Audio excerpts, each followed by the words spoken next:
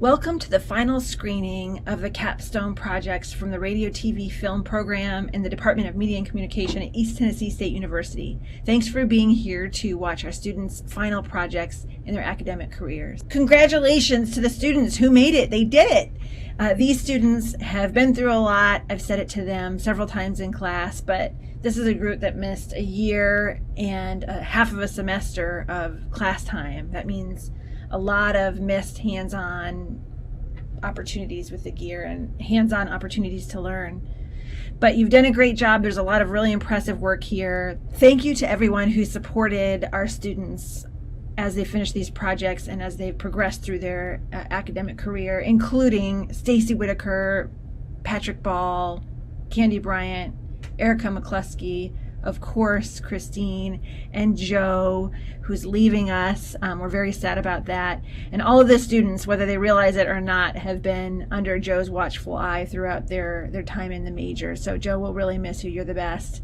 Thanks also to all the other faculty in our department, especially Jake and Tammy and Martin, and bon voyage to Steve Marshall, who's not really leaving, but he's stepping down as a chair. So enjoy this work, and thanks again to the students for having a good attitude in a difficult situation and for doing their best, and also again to all the many people that have supported them, including their friends and family. Congratulations to our graduates. This is a big deal to have gotten this far, especially under these difficult circumstances.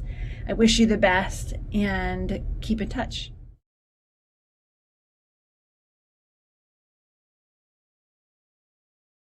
Hi, my name is Rachel Nicoletti, and my project is called Taste the Feeling. Taste the Feeling is a collection of short product videos that mainly focus on the product itself rather than an actual brand.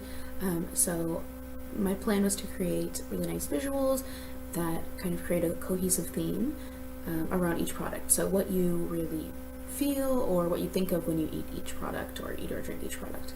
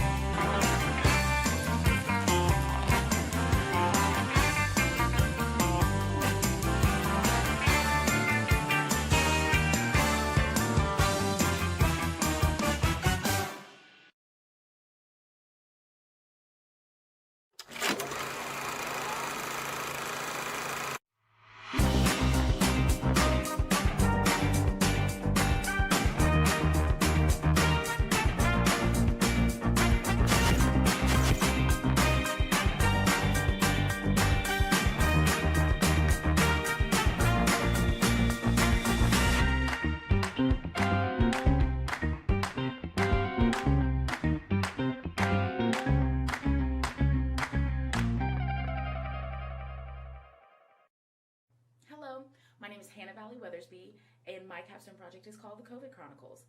I had the chance to sit down with two healthcare workers from LeCompte Medical Center, that's a local hospital here in East Tennessee, and I got to ask them about their experiences this past year in the medical field in the time of COVID. I hope you all enjoy.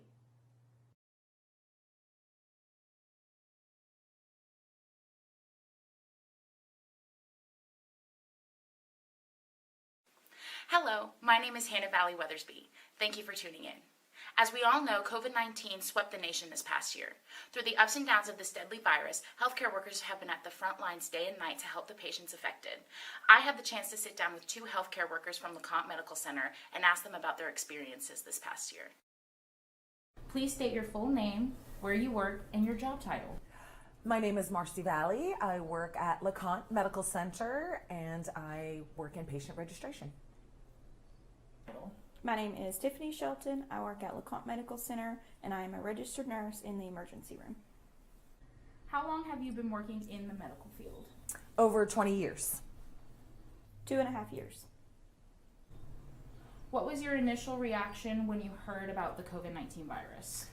A little scared. I didn't actually believe that in my lifetime I would be part of a pandemic. And so when I heard about it, I was a little scared and nervous. A lot of uncertainty. Everyone was kind of freaking out when it all initially happened. We didn't really know how to approach it just because we see so many patients each and every day, and you may have no idea what their symptoms are when they first come in. So just a lot of uncertainty and scared. Did you think that the pandemic was going to escalate as rapidly and as dramatically as it did? Yes, I did.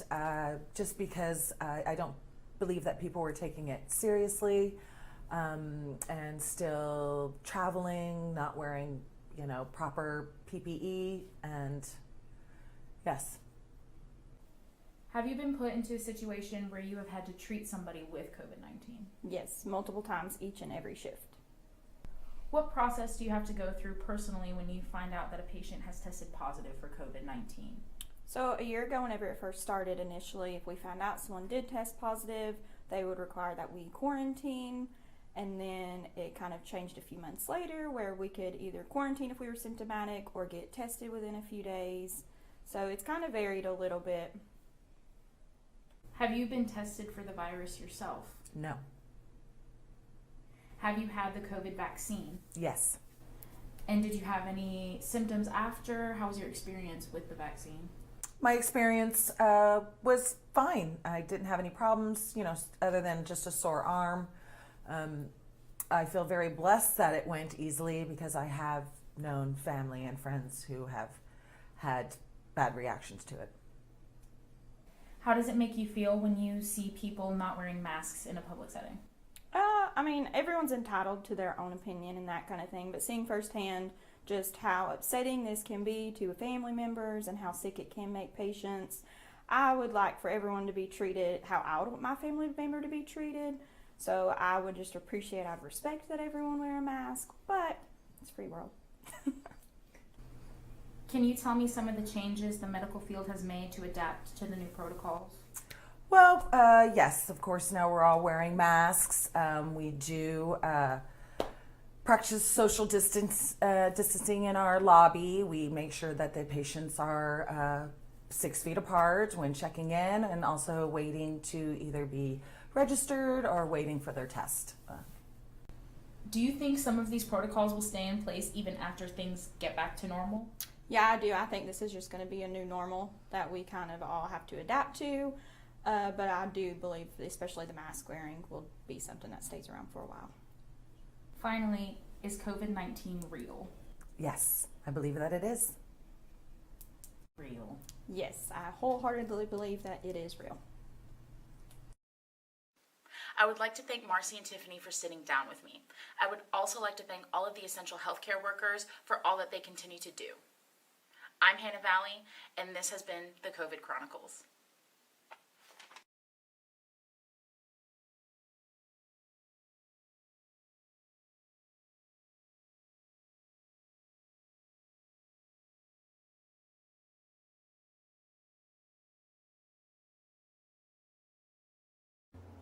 Hello everyone, I'm Josh Jarnigan. For my Capstone project, I did a 6-episode podcast series about NASCAR.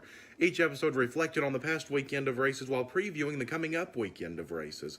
We also had some fantasy, news, and throwback history thrown in as well. Each episode was about an hour long, but for you I've condensed my 6th episode from an hour down to 10 minutes so you can get a general feel of what each podcast episode was about. Before we do get started, I want to thank everybody that has helped me through my academic career, teachers, students, and everybody else. It's been a fun ride. As for the podcast, I hope you enjoy this 10-minute version of my 6th episode of Around the Turn.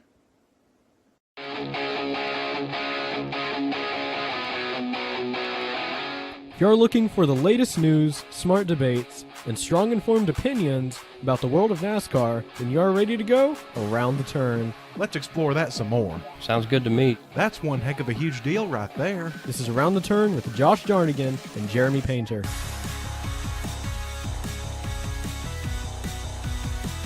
Welcome back, everybody, to the 6th installment of Around the Turn. I'm Josh Jarnigan. With me is my co-host, as per usual, Jeremy Painter. How you doing today? I'm doing pretty good. Had a great race this weekend, and I'm sure we're going to get right into that. We'll get further in depth into the race later on, but they did postpone it to Monday. Yeah. And I had prior commitments. I couldn't be there Monday. But I'm sure you were there and probably had a great time and got to see Joey Logano bring home the win. You know, not one of your favorites, not one of my favorites, not one we expected to bring home the win, but he did indeed bring home the curtain on the first dirt race at Bristol for the Cup Series. Before we do get further into the action, you know, we have a dedicated segment for that. We do have an opening segment to get through, and we'll stay on the sponsor bandwagon. Nothing as crazy as the Bushy McBush race.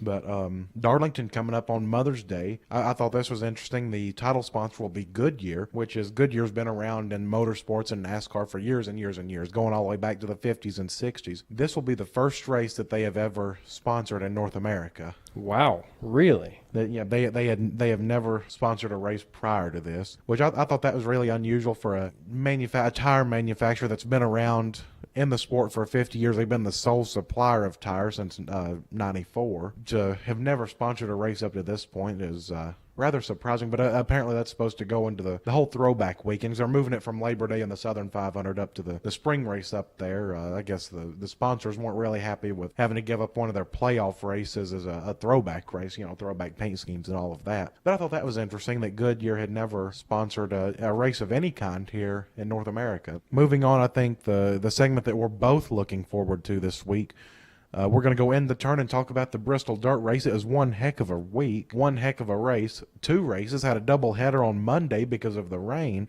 But it's pretty interesting. Let's go ahead and we're going to jump in the turn and look at the Bristol Dirt Race. So that one, I was supposed to be there. I ended up not being there. I caught the last about 30 or 40 laps on TV. You were there in person for all 250 laps there at the Bristol Dirt Race. What were your reactions to that race? Well, it was a lot of fun. I think there are some things that will be improved that we will get into later, but it was a great race. My pick, Kyle Larson, he got knocked out by Christopher Bell, failing to maintain control of his car, but those kind of things happen. Well, they happen, but you wouldn't think of that coming out of a dirt regular. You would think of someone, a first-timer on dirt, if you will. Yeah, I mean, the guy's running towards the front, just gets loose in a turn, turns the car completely around, and Larson also racing up towards the front, slams right into him. Yeah, I didn't expect it to be Christopher Bell who would do that, but it was. Back to Logano, though. That was very surprising. Not something that I love to see personally, but that's an impressive win for him. I mean, he's not a dirt guy. He's a very good driver. He led 61 laps out of the race. Very, very good performance for him. He ran down Hamlin there at the end, he held off Hamlin there at the end. I mean, it was a very good race all around. Yeah, he led 61 laps, that being the final 61 laps. So once he got a hold of that lead, he didn't let it go. You know, other people in top five, which was a top five you don't see every week. Stenhouse was second, Denny Hamlin third, Daniel Suarez, and Ryan Newman rounded out the top five. We'll go ahead and run through the rest of the top 10. William Byron, Tyler Reddick, Ryan Blaney, Eric Jones, and the defending champion Chase Elliott rounded out the top 10. What would you consider to be a big surprise from that race? There were a lot of them, but what would you consider to be the biggest surprise, whether that be the track, the drivers, or, you know, what have you?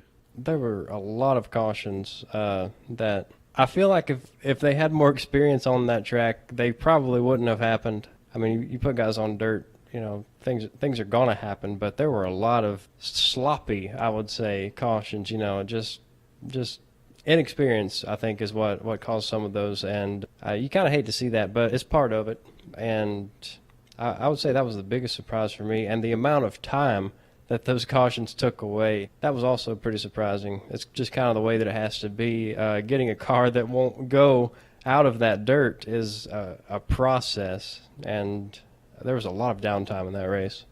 Yeah, and I do think that there are two disciplines to dirt, one of which is the dirt racing itself.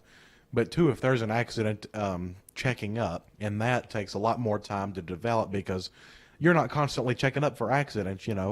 Racing on dirt, you're going around 4 corners a lap. You don't have to check up for 4 incidents every lap. So I think that there are 2 different disciplines to learn. That really showed that even though they knew how to race on dirt, racing on dirt and avoiding accidents on dirt are certainly 2 different things. So a lot of the big incidents we've seen happen in the follow-up wreck, if you will, with people checking up and reaction times being a bit all over the place. Let's go ahead and transition from the dirt race at Bristol. Let's go ahead and get in some news of the week. Let's go into all that's news. So going on, I think that we covered the biggest point already. The Bristol Dirt's coming back next year for 2022. That's a pretty expensive project to bring in all that dirt and take it out. It's about a 6-week process to get it in, and then a 6-week process to get it out. So that's certainly a big process, but I do wonder if they're bringing it again next year. Are they bringing back the Dirt Nationals next year and the World of Outlaws? I bet they will. I could see that becoming a new thing for the World of Outlaw guys and the Dirt Nationals to go there every year. And I think that's a great idea. You don't want to run one race. You put all that work into it. I guess this year they're going to run 2 nights at the Nationals, 2 nights for NASCAR, 10 or 11, 12 days of racing on just this one time that they've put the dirt in. If they do that next year, I could definitely see them doing that again, or possibly even more. Yeah, I don't see them bringing in all that dirt for just one race or for just 2 races on the NASCAR weekend. I see, you want to get as much use out of that dirt as you can. From my understanding, it'll be the same dirt that they'll put down for next year. That's all we got for news this week. Let's go ahead, and even though it's a couple weeks down the road, let's go ahead and preview what Martinsville could bring us. We'll be off next week for Easter, but then we'll come back for Martinsville. So let's go ahead and go into that preview. All right, so Martinsville, what do you expect out of Martinsville? It's going to be on a Saturday night, first Saturday night race that we've had at Martinsville under their new LED lighting system. Yeah, that will be cool to see. Martinsville is always a great race. It's kind of a fan favorite. There's so much that can go wrong so quickly there. A lot of really tight racing. Cars, once they get spread out, they line the entire track. Pretty cool to see, and it just seems like Martinsville is always a very exciting race. So that'll wrap up our Martinsville preview. Let's go ahead and jump back in time. We're going to go into this week in NASCAR. So on this week back in 2008, you probably remember this, at Texas Motor Speedway in qualifying, our Daytona 500 champion Michael McDowell going for a rough and tumble ride in turn 1 there at Texas. Yes, that was a very, very bad crash. You really don't see anything like that in qualifying, especially. You rarely see something like that in a race. He got loose, got into the wall, going as fast as he possibly could. You'd have to go back and count the flips, but it was a fiery... Probably about a half a dozen flips, if I had to guess. I wouldn't doubt it. Very fiery, very, very rough and tumble, like you said, crash. So we'll go ahead and wrap this up, our 6th episode. We've got an off week coming up this week. And do you have any plans for this off week? You don't have any racing to watch on TV this weekend? Yeah, I have no clue what I'll watch. Probably some Braves baseball, hopefully. Yeah, because baseball will be starting here. Yep. And it's Easter weekend, so there'll probably be a nice Easter dinner wrapped up in there somewhere. Maybe, possibly. Maybe. We'll see. Maybe if you feel like cooking, I don't know.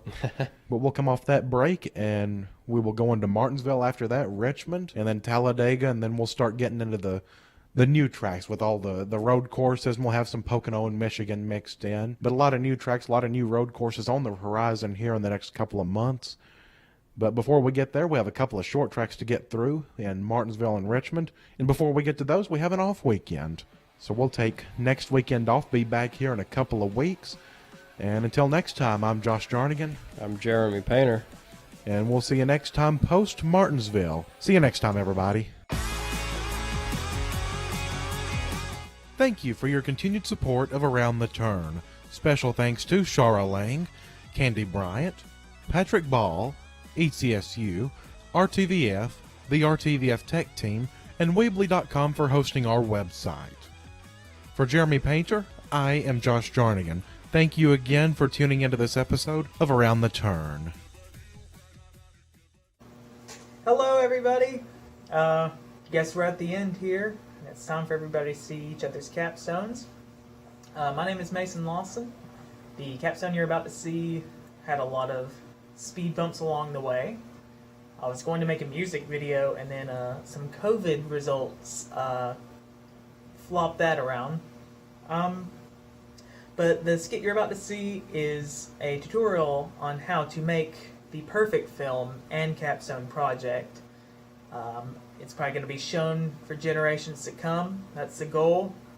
And I hope you laugh at least one time at it. That's all I can ask for, right? Anyway, thanks for watching.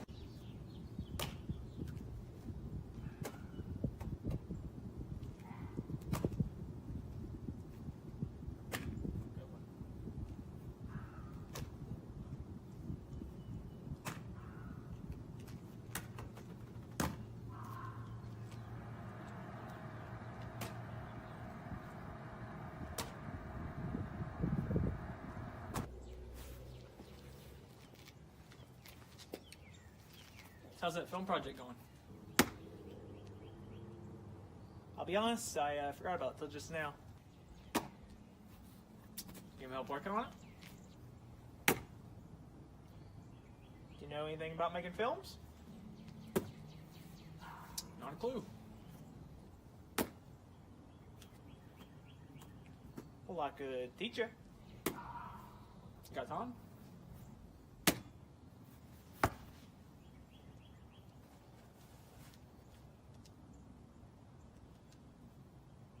I got some time. Good.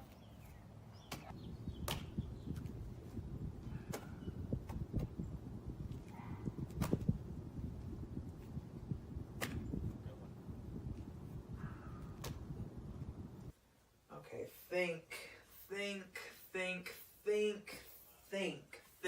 Well, what's the most important thing in film writing? Well, the number one thing you need in a film is continuity. Continuity? Yeah, continuity. Continuity?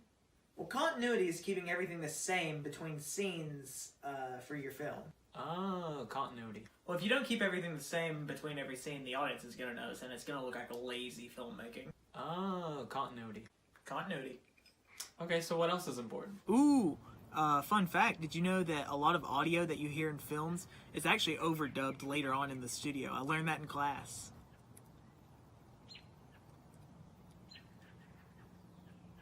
Oh, cool. So what's something that every good film has? Well, every good film has a love interest. See her? Observe. Okay.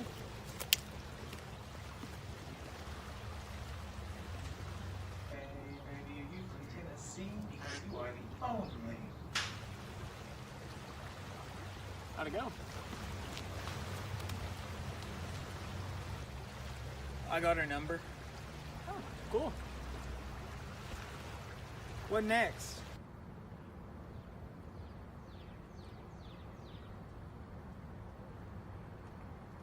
Find a beautiful location. What are we looking for? Something that'll pop right off the screen. I want it to impress everybody here. It's gotta look good.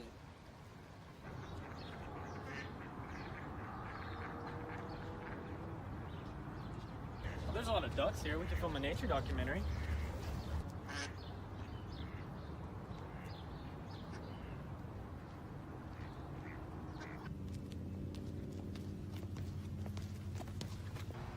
I can't really say it in words, but I know we'll know it when we see it.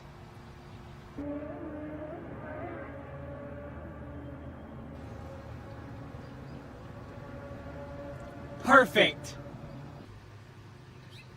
Ooh, we could do an action movie. In what world do we have the resources to do an action movie? Yeah, you're right. What about a music video?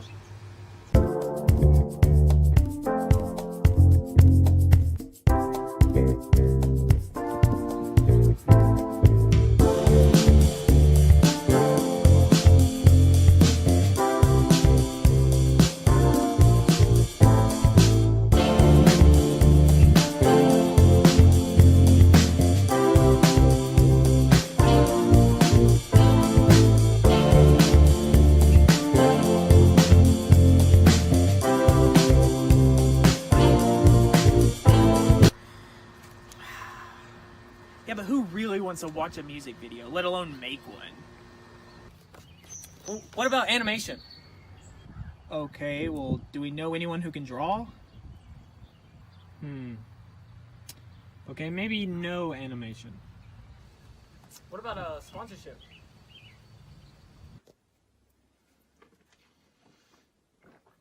You know what this is. You know what all this is. We can't say it.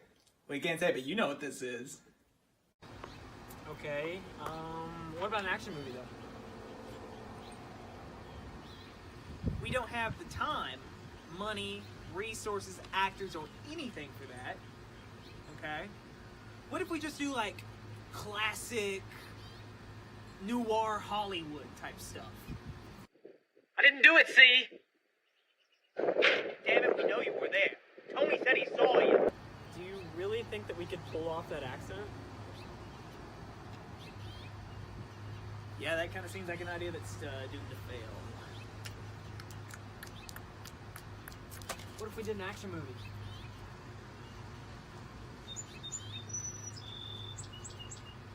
No to the action movie. I'm thinking, do you have any other ideas? What if we did Horror?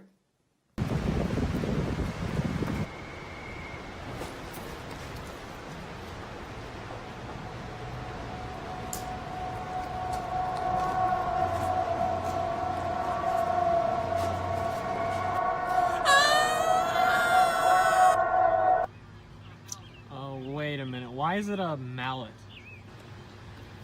This class you actually have to fill out extra paperwork if you show an actual weapon. Okay. Okay. As a guy that's editing this, I kind of think it might be lazy to have 2 back-to-back dark scenes. Would you kind of agree on that? I know what The Rock and Vin Diesel would say. You know what? We'll do it. We'll do the action movie. Okay. Are you ready to film it? I am. Go on. All right. Capstone action movie. Take 1 in 5, 4, 3.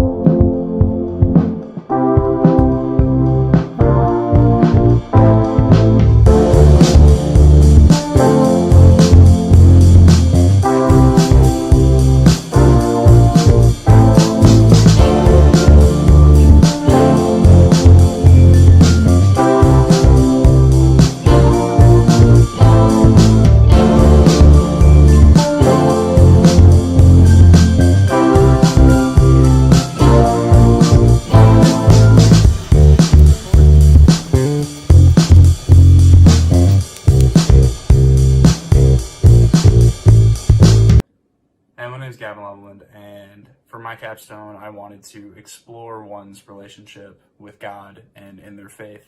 So I sat down with a great friend of mine who I've known since I was a baby, and he tells his story and how his faith was confirmed in his defining moment. So fair warning, it might be kind of sensitive for some people, but it's a fantastic story, so I hope you enjoy.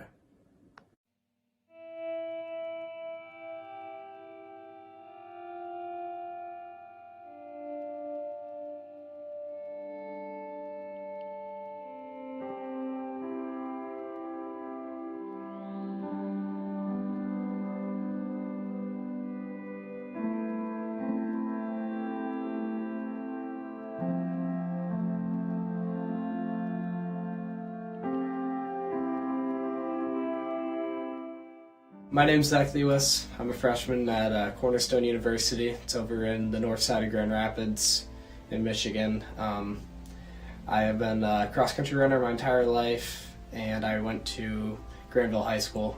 So let's just say I'm where I have found my defining moment in my faith would be this past fall. It was my first year in college. It was something completely changed. I had this huge sense of freedom. I was like, oh, I'm finally in charge of myself. Like, let's go. Like, this is awesome.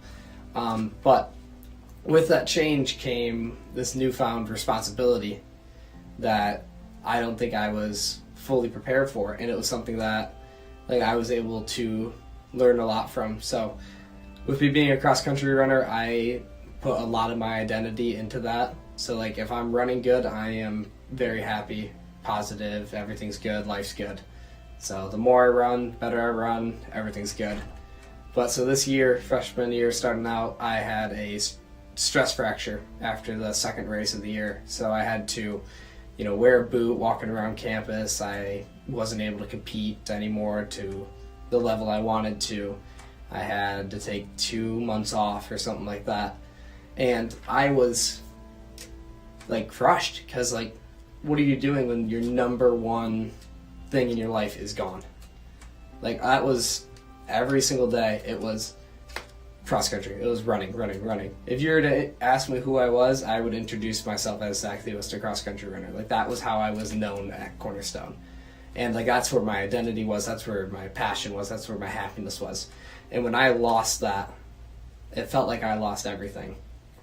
And I also had I've had a history of, suicidal thoughts, depression, anxiety, and along with those things, and along with being injured, like it just felt so alone and so empty, and like it felt like I had no one to turn to. It felt like I had no real purpose in life. I had no reason to be here, all those sort of things. And what I came to find out is that like, I had this awesome team of guys who was here for me, but I never really like fully dove into it. And I learned this. This was September, like mid-September.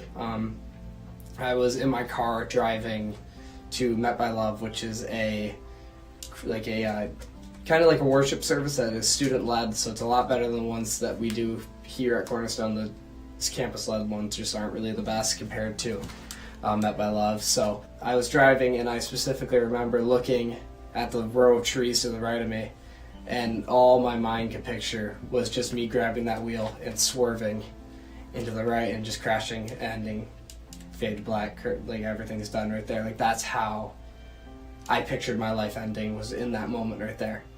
And when your mind takes over like that, it's like you have lost control of your life completely. Like I had to do like one of these, and I kind of like woke up and like I didn't even, like I thought I was in an accident because it was that real to me. So I made it to Met by Love, thankfully, and I was safe, and we got there, we started worshiping, and we started singing songs. I don't remember what song it was, but I just broke down in tears, just crying, just thinking about, what happened. So I was just sitting there, like not in a fetal, but like I was sitting, pretty close like that, and I was like, I need to get prayed for. I need someone to come pray for me. And I went over to there's a little prayer area where they have, prayer leaders who are there for you. And I walked over to the circle, and one of the people there was my cross-country teammate. And this guy was one of the people that the first person that I've ever told about about my mental health, my injuries, anything like that. And he just wanted to pray over me, and he just surrounded me with just this newfound love. And this love is not anything from this world. It's a love from God. Like it's not something that you can get just from worldly desires, like it's just something that was like completely changed, and something that completely wrapped around me. And like I've never experienced something like that. And the next day we went to my cross country practice, and I told the whole team, we have a team of 13 guys, just all my brothers. I love each and every single one of them. And I told them all, and they all surrounded me and individually prayed for me. All put their hands on me and all prayed for me during this practice, and just prayed for strength, prayed for God's healing. And, through that moment, I realized like what I've been chasing, which was mainly through running, was I was chasing my worldly desires to bring me happiness, to bring me passion, bring me joy, everything. And I realized that I can't accomplish any of those without God, because I will never make it up to the expectations that I set for myself, because those expectations are meant for God and God only. And that was something I learned, and through this and through Met by Love, I eventually got baptized at the end of November. So after a month or two of God working in my heart, I got baptized, and I've decided, I'm not going to just put one little toe in the water, just stay there. Like, I'm ready to dive in for God and dive in for Jesus everywhere I go. And I bring that with me if I'm leading at Young Life, if I'm going to Met by Love, I'm going to church. That same energy comes with me, and it doesn't make your struggles any easier, but it does give you a newfound purpose to live and a newfound reason to be here. And through knowing that God is here for me and through everything like that, it shows a completely different perspective on life, and something that has completely changed me from the person I was, which was focused on the world, focused on, not God. And when I have found that I switched my life over to God, I found that it has completely changed me. And, you find that you have this hole filled for you, and it gives you a reason to live. And I'm incredibly thankful for Met by Love being here, and thankful for going to this school, because if I would have gone to somewhere like Grand Valley, I don't think I'd be alive right now. And I can pretty confidently say that. And just through going here, this place is, through my teammates and through Met by Love, I can confidently say it saved my life. And I thank God every day for the people that He's put in my life, because, this is all part of God's plan. It's not part of my plan. So, and I just appreciate and love the fact that God's always there looking out for me. So that's my story.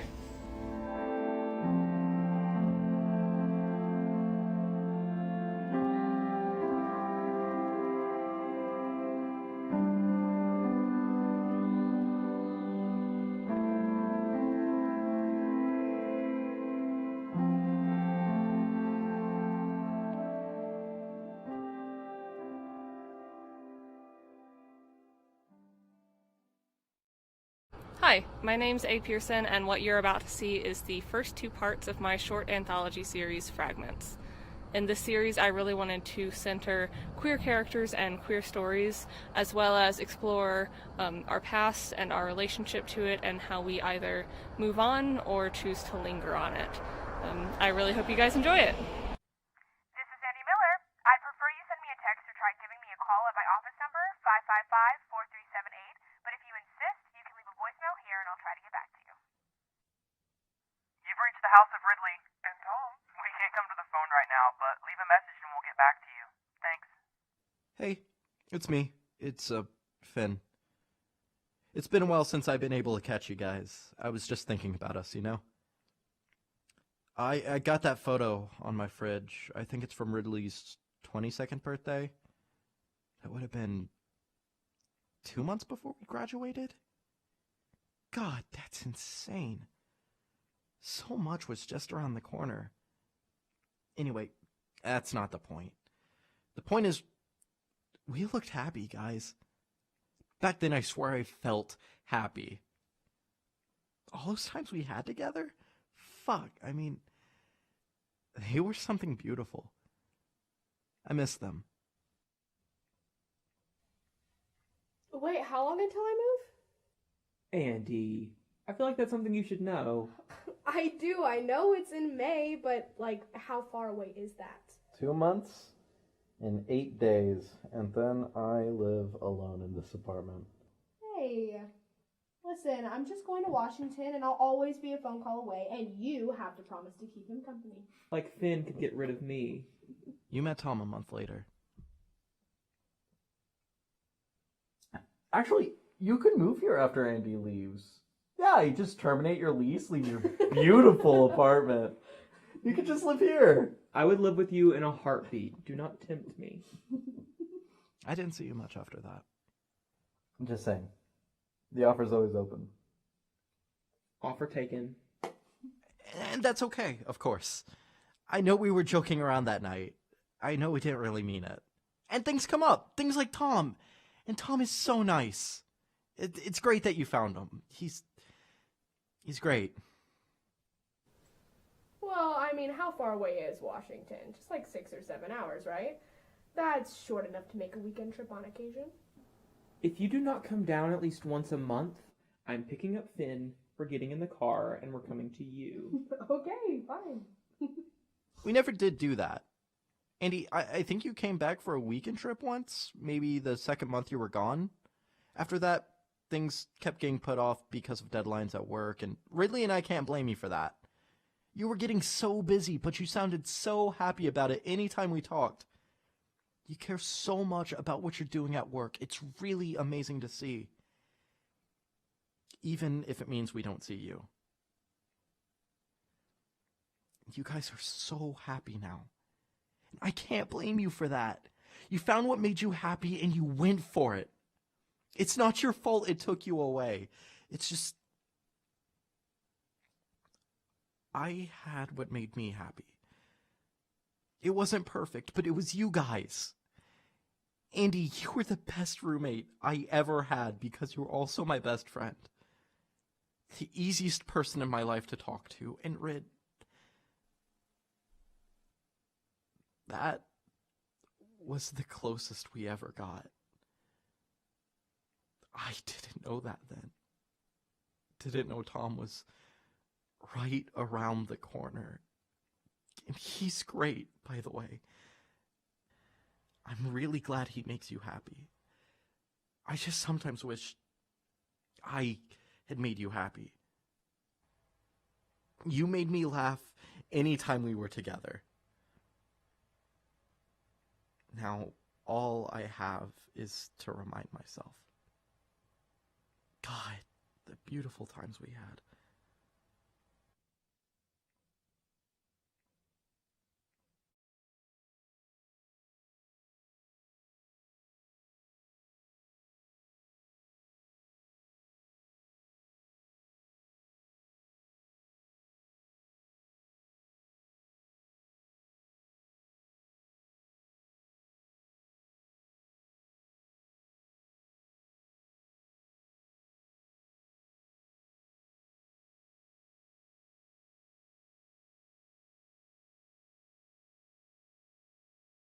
How long had we been driving at that point? 11 hours? I don't even know. I was exhausted. Come on, that was nothing. The Grand Canyon is where you were nearly falling asleep standing up. That trip was a whole different beast. This was... Tennessee. Tennessee! Right. Tennessee was good, right? Pretty. A little judgmental at times, but friendly overall. Well, it's that good old-fashioned Southern hospitality. Even when they're judging you, they do it with a smile on their face. I liked the Tennessee trip. It was close to home for me, and I got to show you places I remembered from my childhood. I like the memories from that trip. I remember it being good. I remember being okay. Remember the view of the mountains on that drive? Blue, green, and beautiful. Any direction you looked. It was like they were limitless. Sure felt like it, didn't it? And the road stretching out in front of us was just begging us to keep driving. All the way through Tennessee to North Carolina to the sea, all the way up the coast to wherever else we wanted to go. I remember you on that trip. I've got these perfect images in my memory. You in the driver's seat, singing along to the radio or laughing at some dumb joke I made. I remember being at that rest stop, the one with the overlook. I remember you looking out over the mountains. I remember you looking at me. There was this look in your eyes, like you knew exactly who I was, and you loved me for it. I think one of my happiest memories is us at that overlook. Do you remember what you said to me? Do you think we could just stay here? Escape reality for a little while? As long as you want. I wish I was still there sometimes. The future seemed limitless in the best way possible. Just like the mountains, just like the road. I didn't have to deal with the reality of the future there. Didn't have to think of trying and failing. Didn't have to think about having setbacks in my progress. I didn't have to think about losing people. I wished so often that I could just escape the reality of the future. Just stay in the moment, and nothing can go wrong. That's not how it works, though. Staying in that moment wouldn't help. I know it wouldn't. As long as I want, right?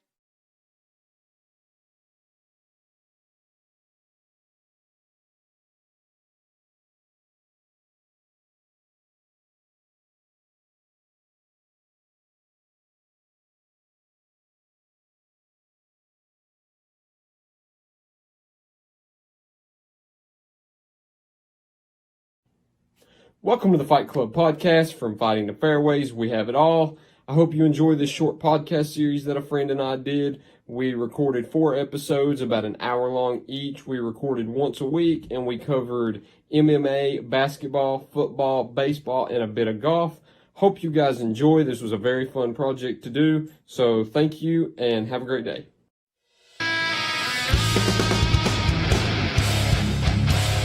Welcome to the Fight Club podcast. From Fighting to Fairways, we have it all. I'm your host, Tyler. And I'm your co-host, Connor. So, like usual, we'll just jump right into it. First topic we have, as always, is UFC and MMA. And the beginning topic for the 3rd episode is going to be the exact same as it's been the last 2, and it has to deal with Conor McGregor and Dustin Poirier. But this time, it's getting interesting now. Good guy, Mr. Nice Guy came away pretty quick, right? He didn't last. And I don't understand why he always has to ruin situations like that. For those of you who don't know, Conor McGregor and Dustin Poirier fought at UFC 257. Probably. Or 259. It was something around that time. But it was in January, I believe January 23rd was the date. And Dustin Poirier came away and won the rematch. And before the fight, Conor McGregor promised to donate $500,000 to Dustin Poirier's charity. $500,000. Well, $500,000, folks. After Poirier won the fight and McGregor and him talked after the fight and they left the arena, McGregor has not contacted Poirier since, and Poirier is upset about it and decided to tweet about it, which didn't go well with McGregor, and now McGregor instantly switched his mood and turned a complete 180 in character, and now the fight's off, according to him. He's backing out of the fight and wants to fight somebody else on July 10th, which was the original date that they were supposed to fight. So they could just be trying to sell tickets. You can't really ever tell, but I'm not sure where it'll go. I'm not happy with Conor at all because just pay the $500,000 and fight. Exactly. If you promised it to him, you've made so much. You're the richest fighter in MMA history. Donate $500K, fight the man again, no problem, continue the nice streak, because this terrible attitude he has continues to go bad for him. It's a tough situation. You don't understand why he does it. It's one of those things where you're speechless thinking about it. You just ask why. He puts his foot in his mouth. It's really what it is. And I mean, I like Poirier too, and I kind of have to take his side in a way because you have to in this one. I mean, he's not in the wrong. But if the fight's canceled and he says he's still fighting July 10th, is it Gaethje? That's who I would think they would throw in because you would like to see the trilogy fight, but at the same time, Gaethje hasn't fought since losing to Habib. And we've seen McGregor versus Poirier. November of last year? Yep. It's been a while since Gaethje's fought, and he doesn't have a bout announced. No. So if McGregor doesn't want to fight Poirier and doesn't sign the contract, which he hadn't yet, You could potentially throw Gaethje in there. It would be a good one to watch, considering we've never seen it. Do I want him to avenge the loss versus Poirier? Yes, but I'll be happy. I'll be happy either way. He'll get the trilogy fight regardless. I feel like the one with Diaz has to happen too at some point. I saw this. That's one of those two that even if Diaz retires, let's say after this next fight with Leon, if it doesn't go how he wants to or he demands too much money, he would come out of retirement for that fight with Conor. I saw this hypothetical that really, really got me going. It's very unlikely. Odds are super slim, but it said, what if Nate Diaz comes and fights Masvidal right after the Usman versus Masvidal fight, and somehow Masvidal wins? Masvidal could get another title shot. And then Diaz fights him for the BMF belt and the championship belt, beats him, which is unlikely as well. And then McGregor comes in for another fight with Diaz and takes a third belt. What if? And you know the UFC would plan it. You know the UFC would plan Dana would. Diaz versus McGregor, yeah. They do not Could care. you imagine if Diaz McGregor got it, they would walking put around McGregor being in. a triple champ? It's crazy, but is that not a fun one to think about? Yes, What it if? is. It's What a if cool it hypothetical to actually think about. happened? Hey everybody, Ben here, and I'm just here to introduce my capstone project for the semester, 100,000 beating wings, honeybees and the people who keep them. All my work throughout this semester is focused around honeybees and the honeybee keeping community, somehow without a single sting on my own part, which I feel like is pretty lucky, but I just wanted to introduce the project. It's just kind of a short mini doc, and I hope everybody enjoys. Just a few quick thanks. The whole of MCOM staff, Shara for teaching this for us, Dr. Mimi Perot for flexibility with everything I've needed to do with journalism capstone, and Tammy, of course, Candy, everybody that's been involved with our program from this year to years going back. Without you guys, I mean, of course this isn't possible. So I thank you all very much, and I hope everyone enjoys. Thanks.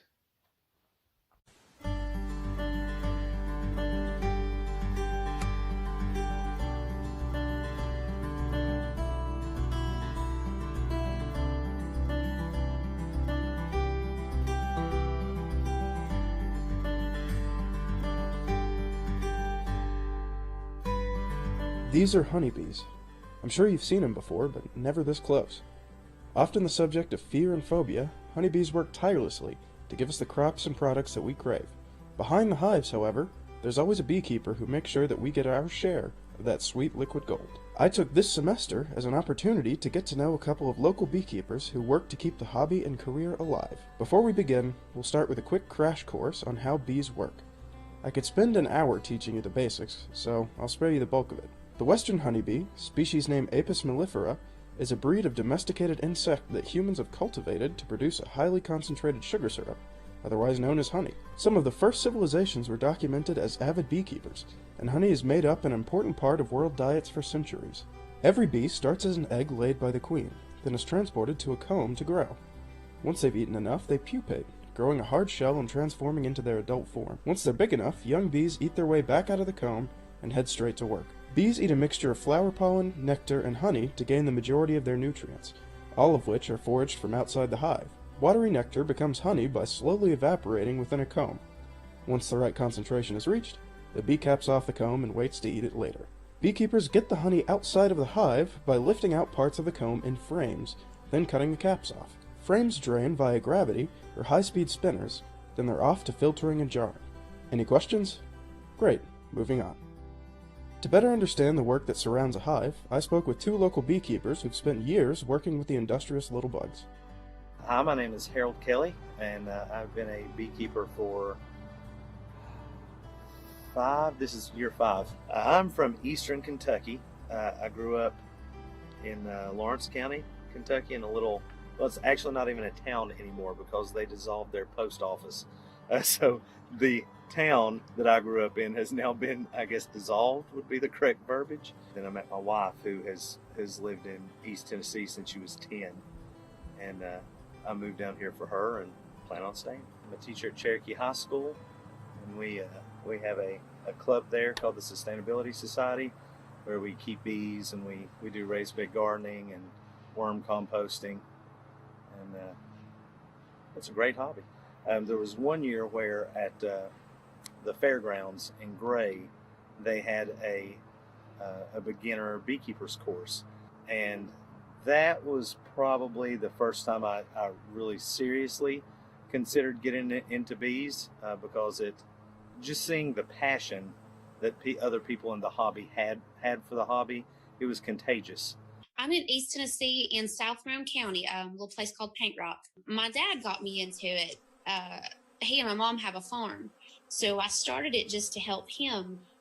And after our first year, he wanted to do a split on the hive that he had. So when he did it, he brought it over to my property. And then over time, he's just like, okay, here, this is yours now, gift to you.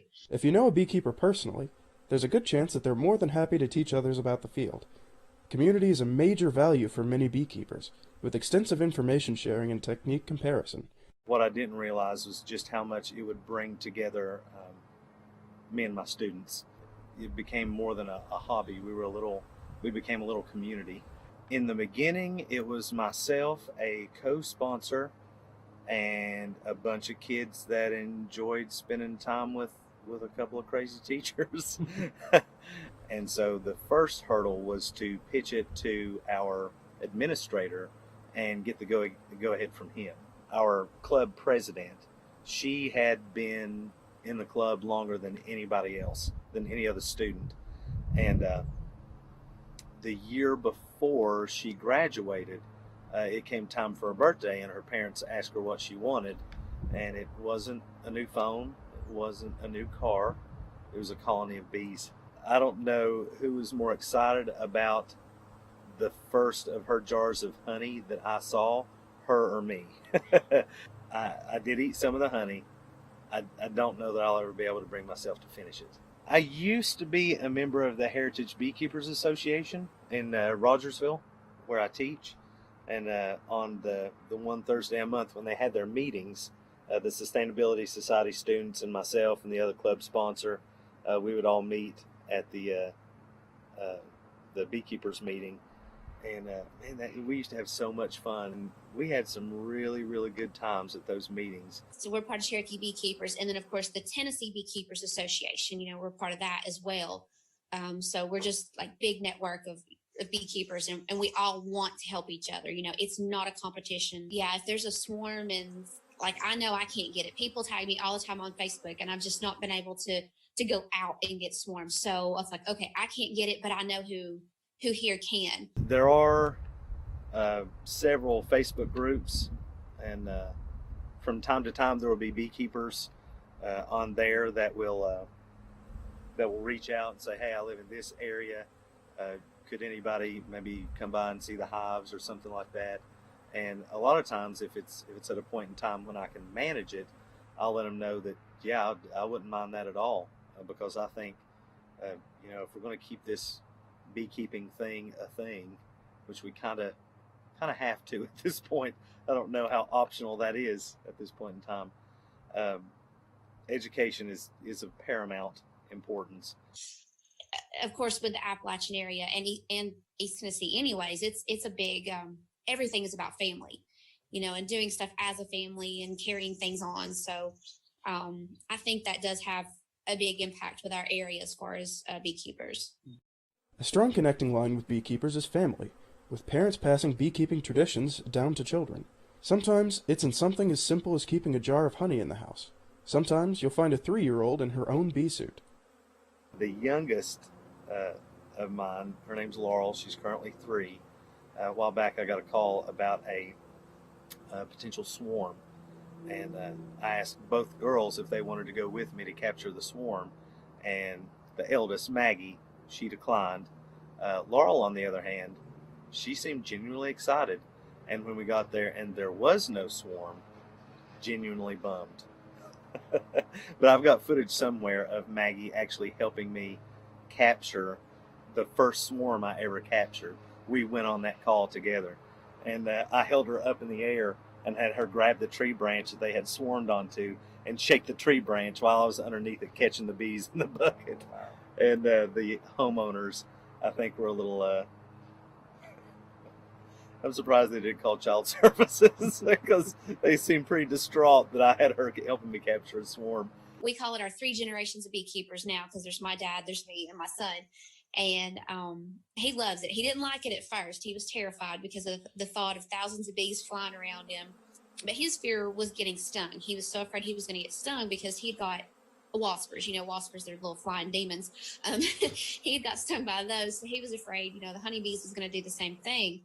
My dad had a hot hive, and anytime you would go work on them, I called them hive Satan, Hades. It was bad, but every time they would be up in your face trying to sting you.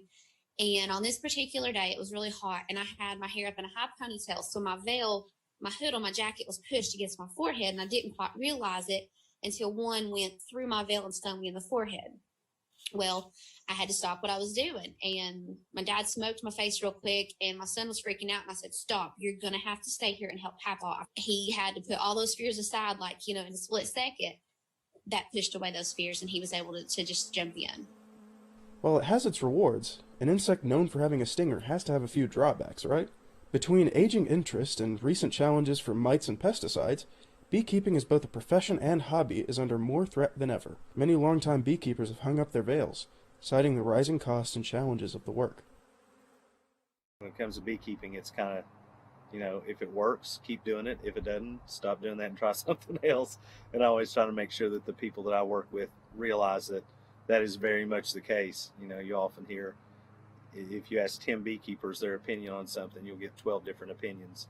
And that's, in my experience, pretty darn accurate. There have been a couple times where it has gotten pretty heated in different beekeeping clubs that I've been to. There was one time that it was very heated. There was yelling. But I think that was more of it was less of a beekeeping, do this, don't do that, and more of a weird political power struggle within the club, which was super weird. Yeah, a lot of times people get pretty ingrained, and they don't really care to see experimental results.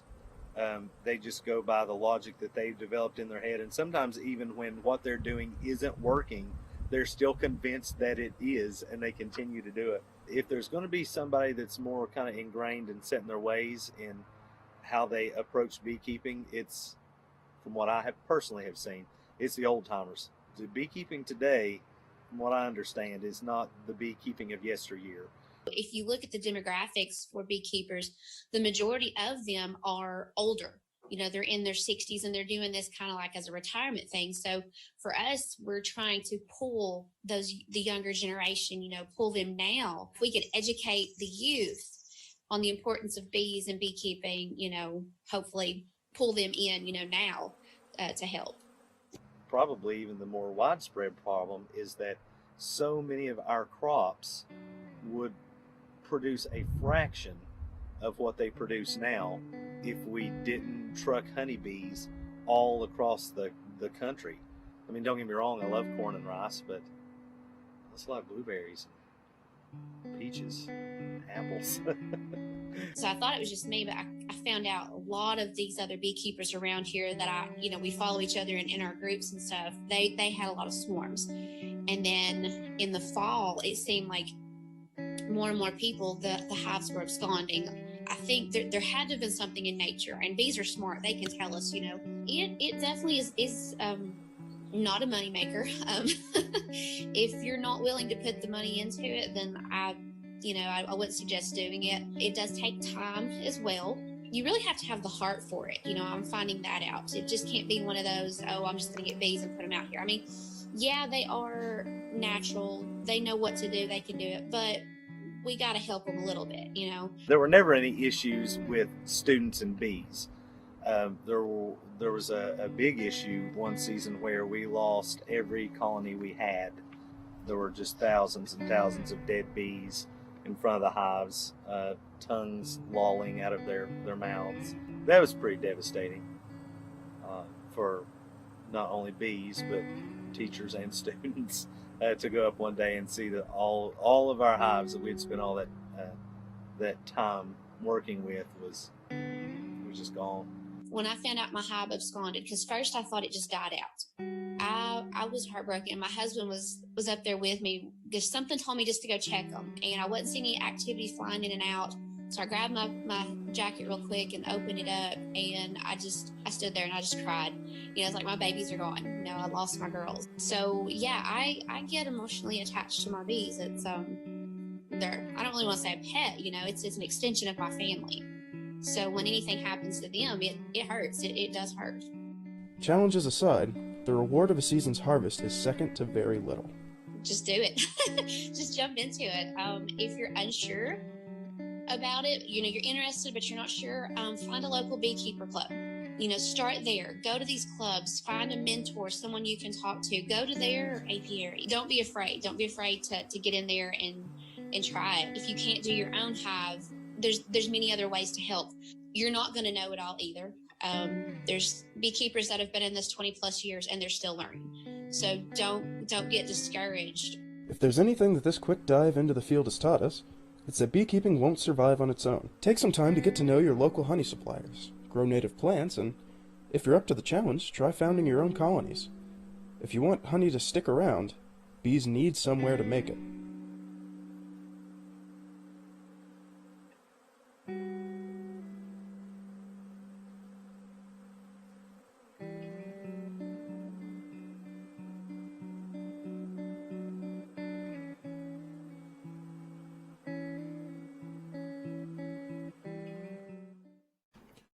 I'm Daniel Norman. You're about to watch my capstone project, A Vampire's Lament. I used my capstone to semi-tell my father's story with drug addiction through the theme of vampirism. I have many themes within this that come from media that I like, and the film itself is titled after one of my favorite songs. Hope you enjoy.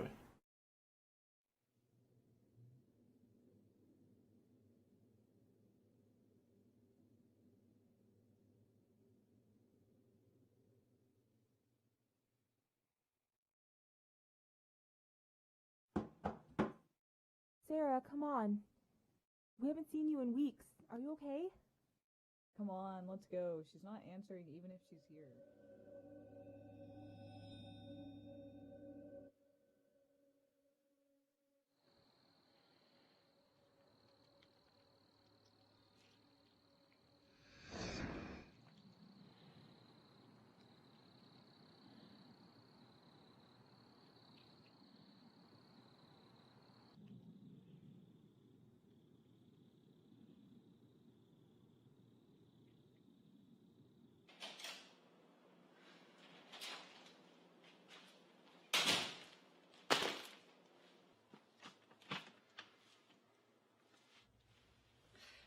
Finally. What the fuck? Shh. I just wanted to chat. It's been so long since I've seen another. You mean a vampire? Yes. I see. New, aren't we? Don't worry, you'll get used to it. Used to what? Eating, strength, fear of the sun, eternal beauty. You're disgusting. I get it. You haven't eaten yet. I won't. You have no choice.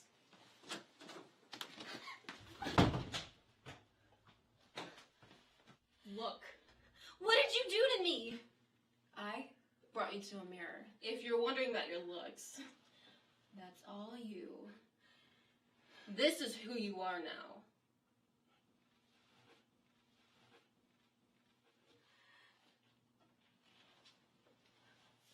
Oh, and just a little tip for a beginner.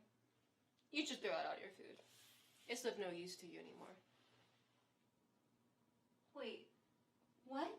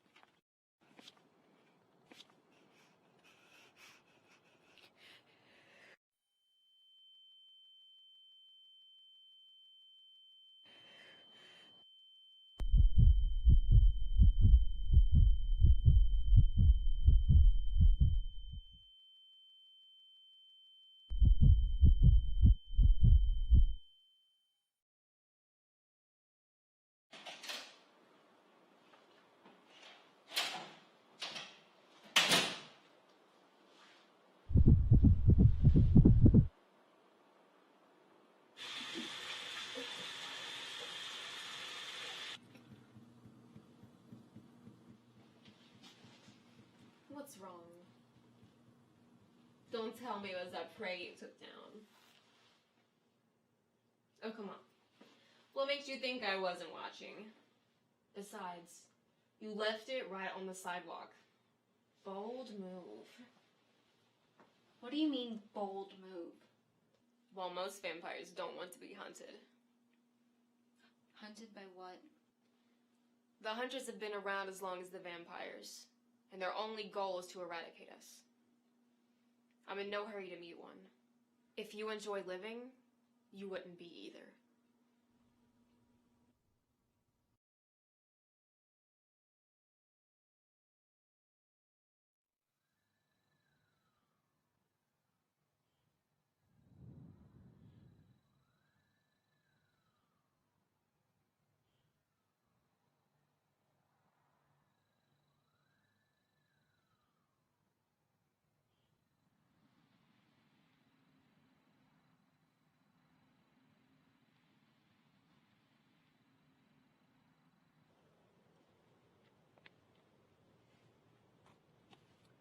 Hi there. Do you live nearby? You see, I'm doing an investigation. A man was killed here recently, and, well, I was sent down to see if I could find out any more info. The police already asked me questions about that. Yeah, well, you see, this is more of a private investigation. I don't think I can help you. I don't mean to upset you. It's just a peculiar situation. How so? You didn't hear? Hear what? The body. When the police found it, it was completely drained of blood. I really should go. Anywhere interesting?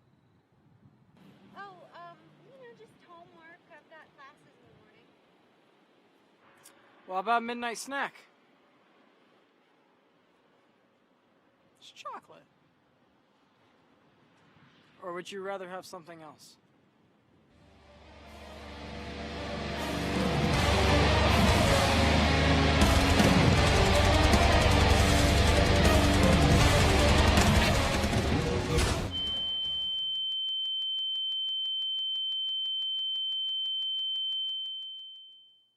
Do you want to die? No. Then why won't you let me in? I don't want to lose myself. I am you. Let me save us. Let me save myself. Let you save yourself.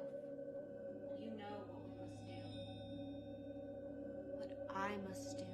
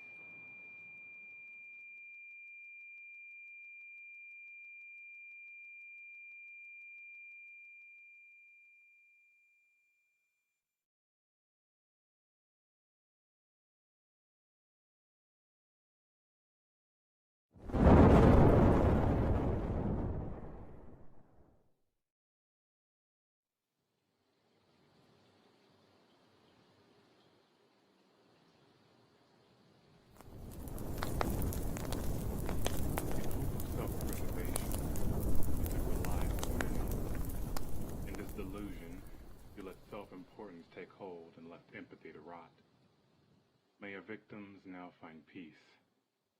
And one day, may you find it too.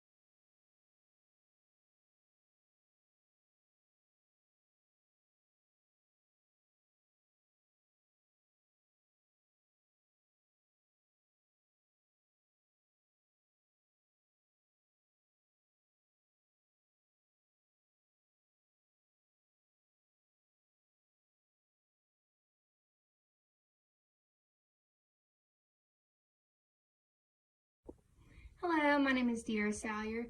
I decided to do my capstone on branded media, so I did 3 commercials for a company here in Kingsport called the Lifters Only Club, and it's a company that does athletic wear and leggings, that sort of thing. And the person who owns it, he has his own personal fitness business and all that sort of stuff. So I did the first commercial kind of with a more focus towards the clothes, the second one more towards the performance in the gym, and then the third one is about the actual owner of the brand.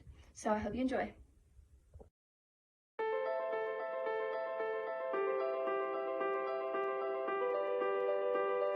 Heart. Heart is more than just this blood pump beating in our chest. It means more than a device that carries oxygen and nutrients to our body.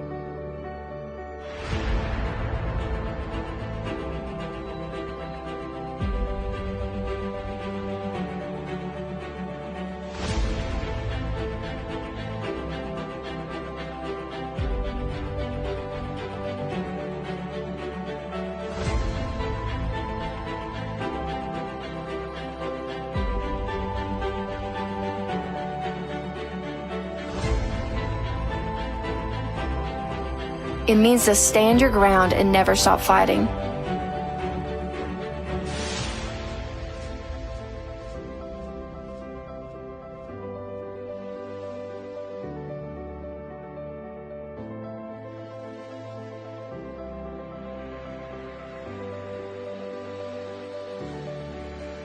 It means to have courage.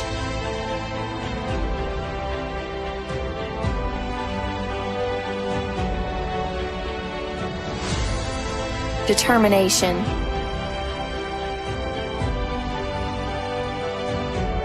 And hope. Each fiber of our fabric represents the countless hours of hard work and heart it takes to elevate your mind and body to new levels.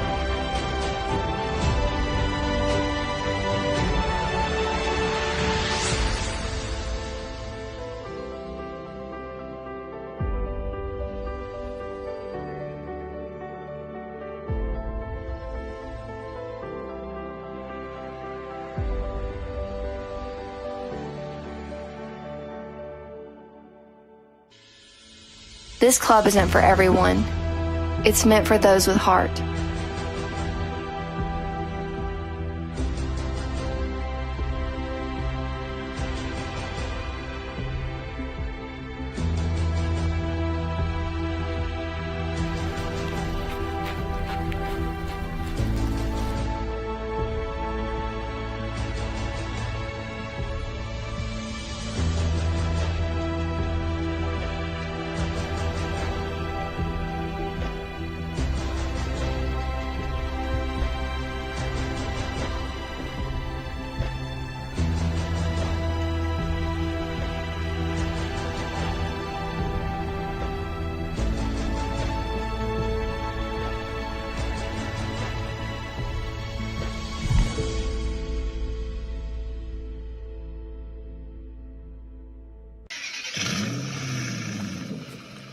You know, around here, there are all kind of things to get into.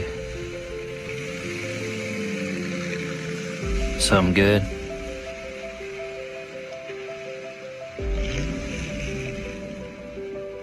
some bad. Everyone needs to belong to something. Everyone is looking for a group, a circle, a brand. But we're more than a brand.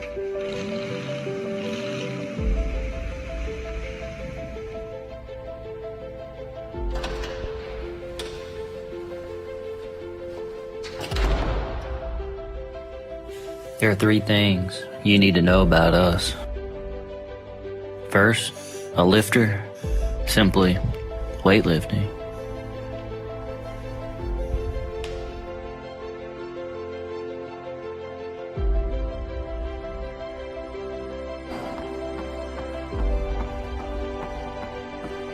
It's a sport in which the athlete attempts a maximum weight lift.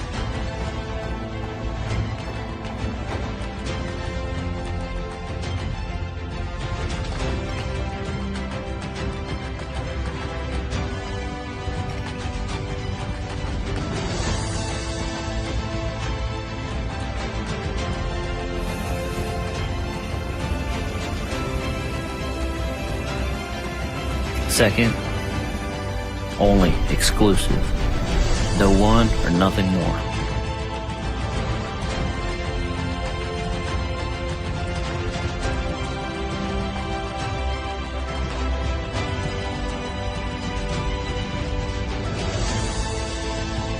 And third, club. People having a common goal.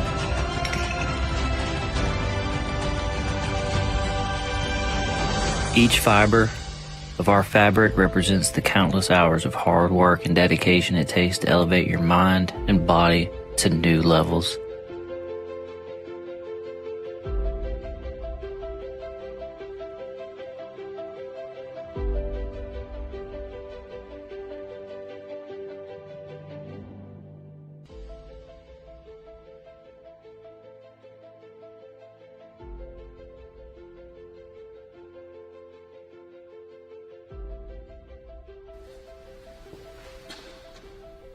This club isn't for everyone.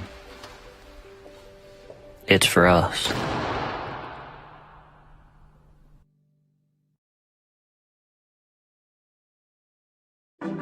What's up, man? I'm Curry, owner of Lifters Only Club, growing fitness brand, premium apparel. We're just a brand about uplifting yourself, elevating yourself, man. If you've ever been down and you just want to grow and just find something, find your purpose, find your passion in life, Lifters Only Club is for you.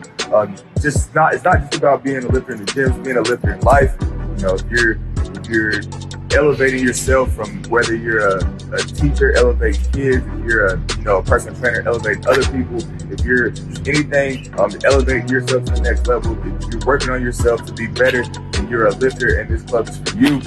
But it's not for everybody, it's for those people who are dedicated, who put in the hours of hard work and dedication to get to that next level. So that's what Lifters Only Club is. That's what we represent. I started it in 2018 with $500, man. I just grew from there and just put everything back into the brand. Just investing in myself, investing into the brand, believing in the brand, and just trying to continue to bring top-notch products in the future. We're just working every day to try to get better products, get our shipping better, get our team better, building a team, trying to find new ways to grow the brand, grow the team. And, just trying to live our motto. Our motto is elevate unselfishly. So we're just trying to elevate, and help others around us as we elevate. So that's what we got for the future. Got some big things in the works, looking to get moving to our first warehouse space, hopefully by the end of the year. And just trying to continue to grow and just motivate and inspire as many people as we can along the way.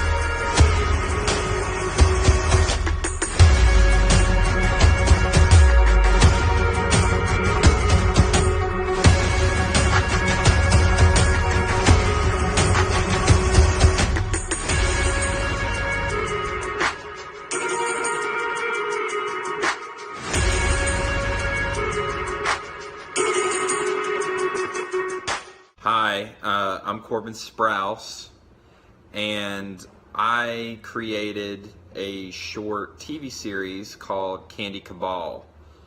It's pretty much about friends that get up to different kinds of mischief, and it's kind of quirky, and I'll let it mostly just speak for itself. It's a comedy short. I ended up making 2 episodes, and I'm just going to show you the pilot today. So I hope you enjoy watching the first episode, Hive Mind. Thank you.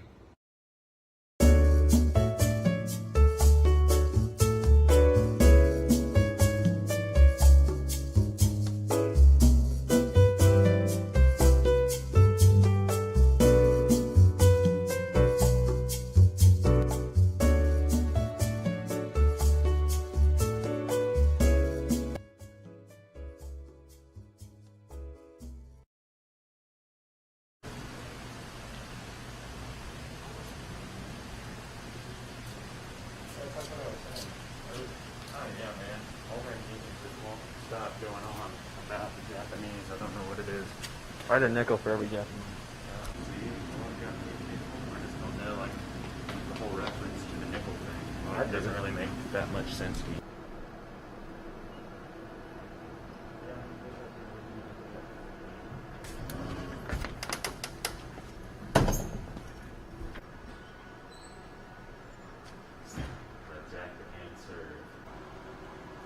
So what are we doing here? Your mom get you something for St. Patty's?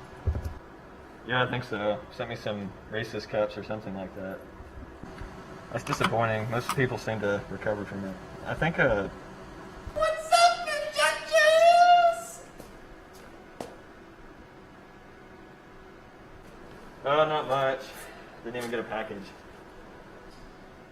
Mad decent, bro, but this COVID shit's harshing my vibe. Yeah, it's pretty uncool. So, gents, I got a little hypothetical for you. Hit me, Rosen. Well, you know how like ants and trees and all that stuff have like a hive mind, like a shared consciousness? Yeah, I guess I see where you're going with it. Well, imagine if you had like 6 clones. But the interesting thing is you and all these clones share like the same consciousness. And you could think as one, but operate all your bodies differently. Now, if you kissed one of your clones, would that be like incest, or would that be like gay? Or would that make you kind of vain, or would you be more body positive? I mean, what do you think, Mason? Are you paying attention? Okay. Calm down, buddy. Well, I'll leave you with that little treasure trove of thought, my guys. Peace out.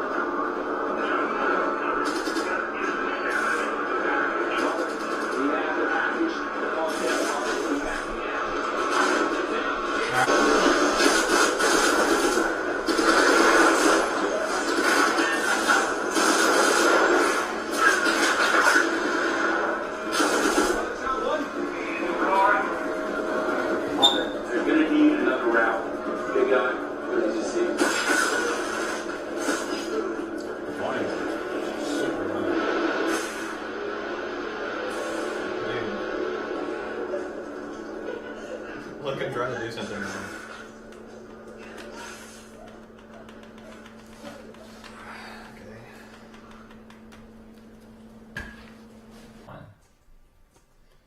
How's the homework going? It's pretty good so far. I actually just found out that flamingos are their own species for my ornithology class. What? Who would have thought? Yeah. Weird. Yeah, man, that's cool. Mm-hmm. What about geese? What about geese? Do you think geese have a hive mind? No, I mean, we're not doing this right now, are we? Well, yeah, I mean, what if you're a goose and you see a female goose? Are you? Wait, hold on a minute. You're really gonna humor what that Neanderthal said at the post office earlier. I mean, this is just like the conversation he said with the goblins and everything else he said in the past. Every time he talks to us, you can't just don't bring up the goblins right now. Okay, this is different. He feeds into your ego, and then it gets to me. This is different. Okay, it's interesting. What if you're a clone into an old man, and then the old man you breaks his hip? Would you feel it if you had a hive mind connection? Well, that's worth talking about. Yeah. I mean, I guess it would be kind of like how the brain works, really. I mean, are you using like one giant brain to control like the old man that's moving, or is it like his own brain, or I mean, how would that work? Let's say it's the kind of hive mind where you do feel the hip break. What would it be like if your clone died? Would you know what death felt like? I mean, that would be way different because I don't know if it would end up being like, if you think about like a network of different brains, if it would be something like watching a bunch of cameras and then one of the cameras just goes dark, you know, if someone were to die, or if it would be like excruciating pain, but then it would disappear. You know, I don't know. What if you clone a female version of yourself and a male version of yourself and make out with both of them? Does that make you a bisexual or like a self-sexual? I mean, I don't know where you're getting all these crazy questions from, but I think for that situation, it would be more like, I mean, I think it would be kind of like nothing.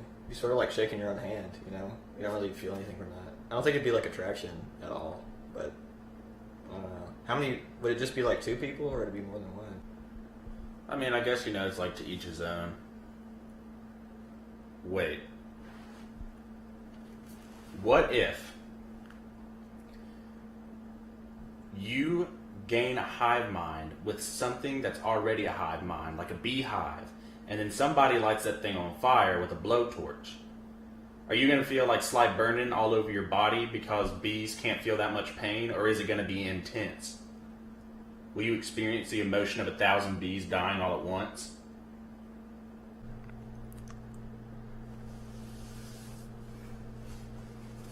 We gotta figure this out. I mean, this is important stuff. Are you thinking what I'm thinking? Yeah. Oh, I'm thinking what you're thinking. You're thinking what I'm thinking? You're really thinking like what I'm thinking? Because that's really weird, you know? Oh, it's more than just a little weird.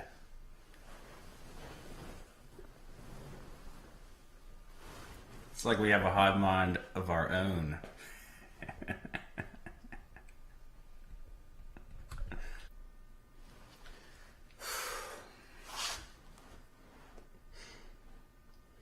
Well, we gotta figure this out. I mean, yeah, we do. All right, let's get it then. Let's get moving. All right. I don't know how you're thinking what I'm thinking, but let's see if you. Alone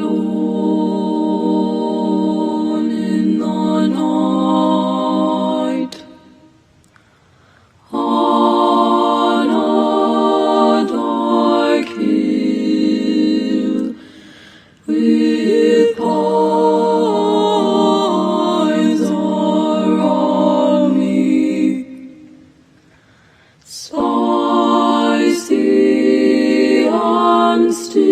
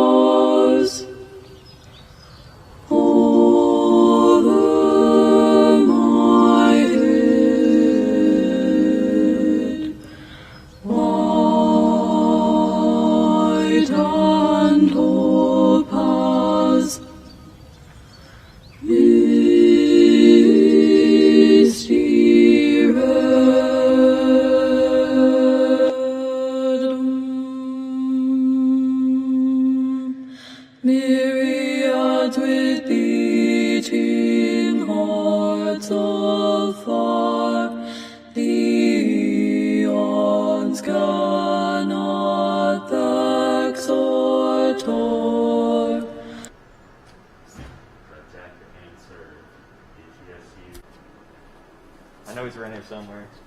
Comes over here every day. Yeah.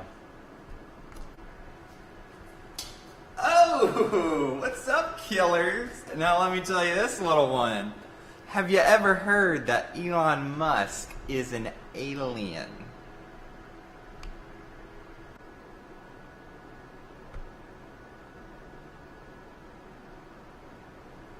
Damn it. What's up, everybody? My name is Dalton Johnson, and you're about to watch a clip from my podcast that I produced this semester called The Armchair Analyst. It was a sports podcast where I just talked about really all sports topics, every major sport that I really cared about, liking racing, football, basketball, anything like that. So I hope you guys enjoy this little clip. Before I go, I do just want to say thank you to a few people, and really just the ETSU Media and Communications Department as a whole, ETSU itself, everybody who has helped me get to where I am right now, Shara, Tammy, Kyle over at Buck Sports, Steven over at Buck Sports, and Jay Sandos as well. Really anyone and everyone who helped me along this way, and especially my classmates. I know this past year for all of us has been super hard, but we finally made it through it, and I'm glad we're on this other side. I hope you guys enjoy this video, and I'll see you around.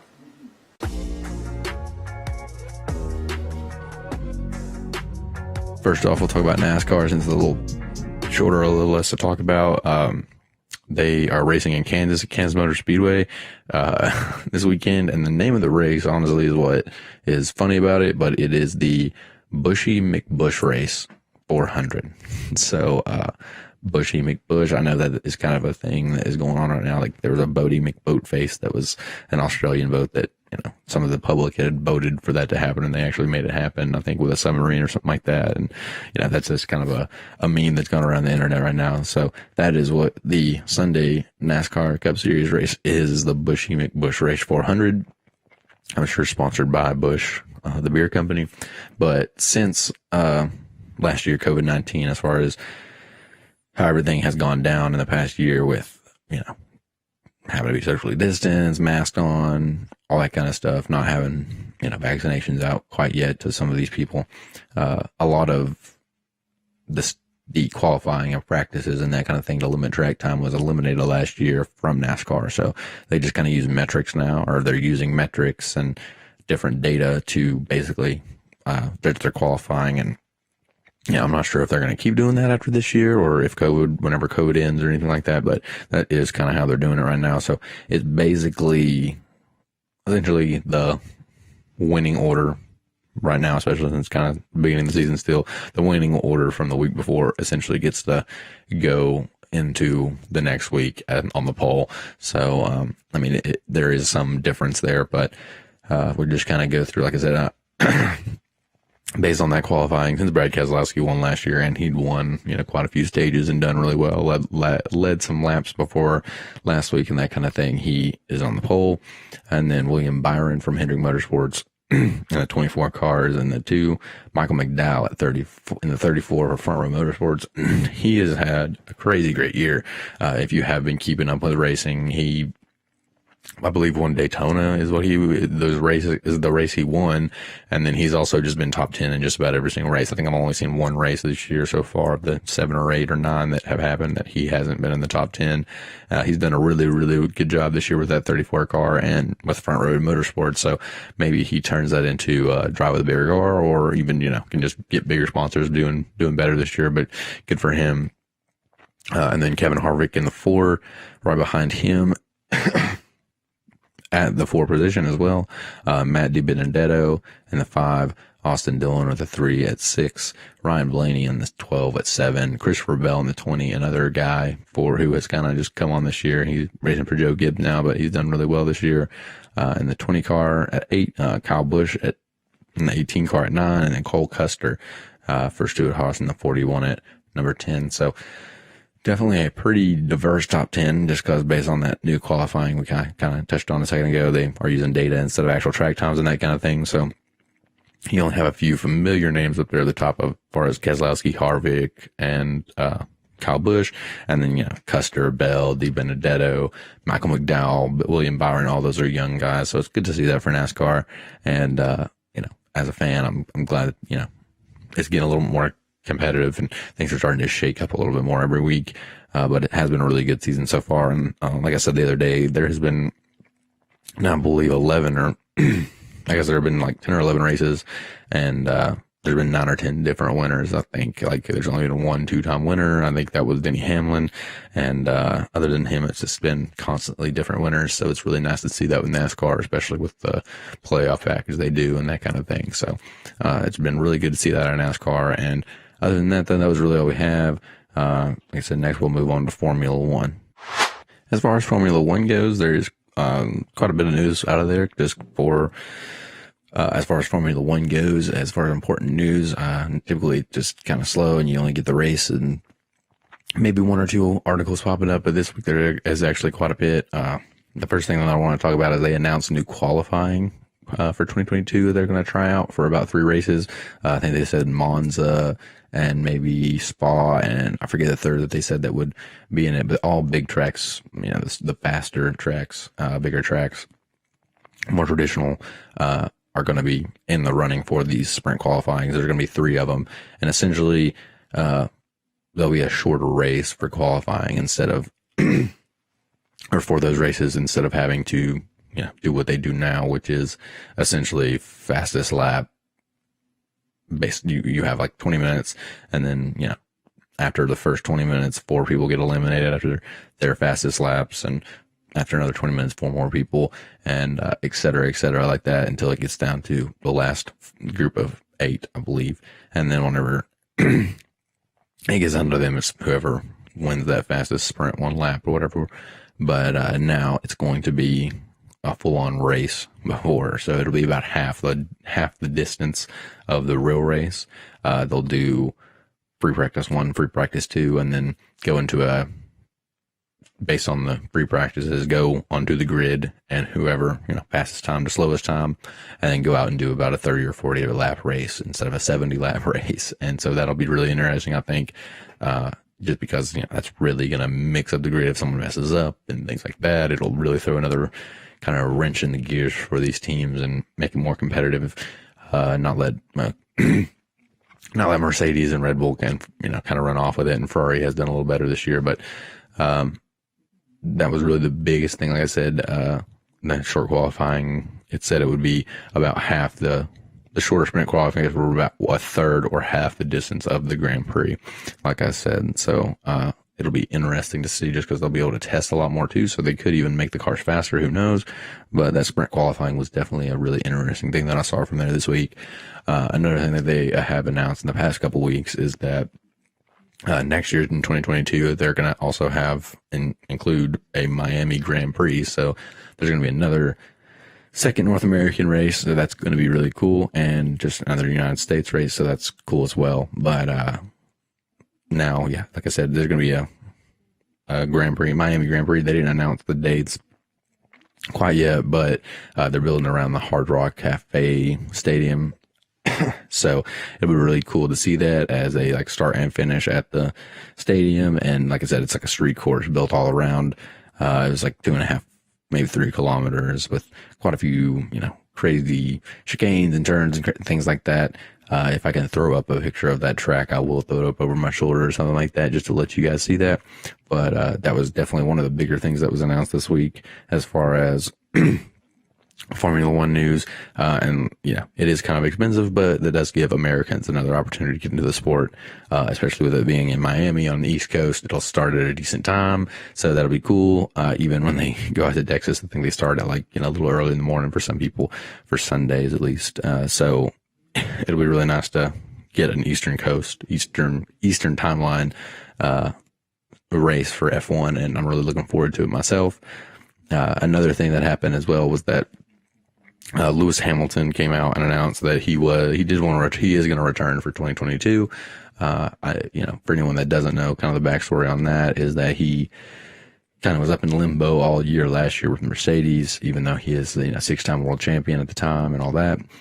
His boss was also Toto Wolff. Hadn't signed an extension either, so I think he was kind of waiting on that. And the way he tells it is kind of Mercedes didn't really approach him until it was halfway through the season, if not later. And he was kind of offended by that. So essentially it was look, you can come back to me at the end of the season after I won my 7th world championship, and she eventually did, and we'll talk then and, go from there. And that's essentially what he did. And then him and his boss both, Toto Wolff, the boss, signed a 3-year contract extension and got more stake into Mercedes, into ownership. So he will probably be the team boss eventually one day and just run everything, or run a team eventually. But, as far as Lewis goes, he signed a 1-year deal, and so people were kind of like, oh, well, he won his 7th championship last year and beat all the records, has basically beaten every record. After this year, if he wins and has a really good season, he'll beat all the records imaginable now. So people were essentially saying like, oh, he's gonna, sign up for this 1 year, retire at the end of it, and just ride off into the sunset kind of thing. But, I never thought that was going to happen, for one, but, he did come out, I guess, earlier this week, a couple of days ago, and say that he was coming back for 2022. He didn't really say if it was going to be with Mercedes or not, but he did say he'd be back and he wants to race. I mean, I don't see why. I think if, Mercedes will bring him back if they, pay him enough, he'll come back. They're not gonna, shun him away. He's a 7-time world champion, greatest to ever do it. So I'm sure that they will happily bring him back. But that'll be another little interesting thing that happens in the off season, and hopefully that kind of just quits those rumors. I know last season all year it was kind of like, Lewis, are you coming back? Lewis, are you coming back? And people like really kind of got annoyed with that. At least I did. So I'm glad that, he is finally just going to come out and say that he is, coming back next year, no doubt. And, who knows who it's with, but at least we know that, the greatest will be back in the sport next year. Hi, my name is Carson Ball. I'm the director of Drowning, and it's about these teenagers who are all friends, and we follow one girl in particular, and when the 2 best friends betray her, it sends her down this spiraling path of depression, anxiety, which is overtaking her and drowning her, which we get the name Drowning. And we also see characteristics of a verbally abusive mother, and then at the end she takes her life by drowning in the bathtub. Hope you enjoy. I'm Freya Jones, and this is my story. I'm from a small town called Lost Creek, Tennessee. I'm 16 and I love to paint. I have 2 best friends, Ella Turner and Miles Hughes. Miles and I are dating now. Ella and I have been best friends since kindergarten, but we're more like sisters than best friends. We later met Miles when he moved to Texas, and we've been inseparable ever since.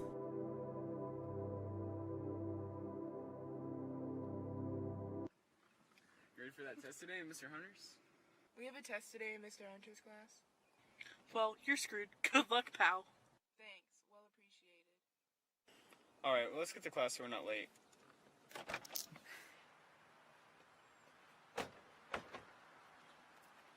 Good luck on your test, babe. Thanks. You have a good day. Love you. Love you too. It's strange that Ella and Miles walk together to class, even though Ella's first period's on the other side of the school.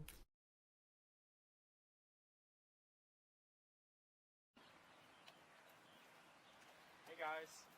Hey, how'd you do on that test? I think I aced it, obviously. I didn't do too great, so Mr. Hunter gave me extra credit. Me and Miles are gonna work on it after school. Maybe I should come with you guys and make you guys some snacks or help you out somehow? No, I don't think so. I don't want you to get bored. Think you have like a new painting or something to work on? Oh, okay, I guess. Yeah.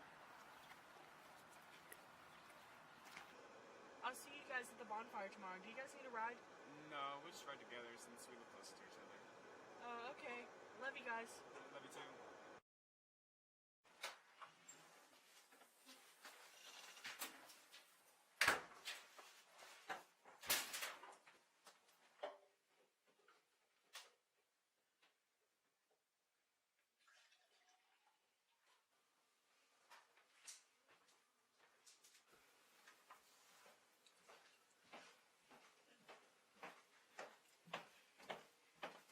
How was school today?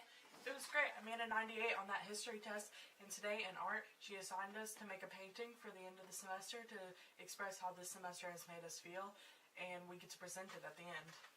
Well, I'm pleased to hear that you passed your test. However, I don't think you should be wasting all your time on art, because making art is not going to get you anywhere in life.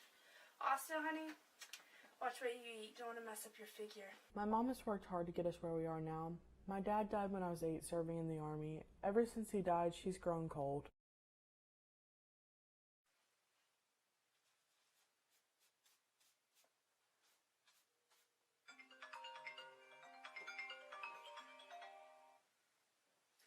was working on an extra credit with Ella? It went well. I mean, it took a lot of time, but we got it done. That's great. I've missed you. Well, I just saw you a few hours ago. So, I still miss you. Okay. Okay then, I'm going to bed.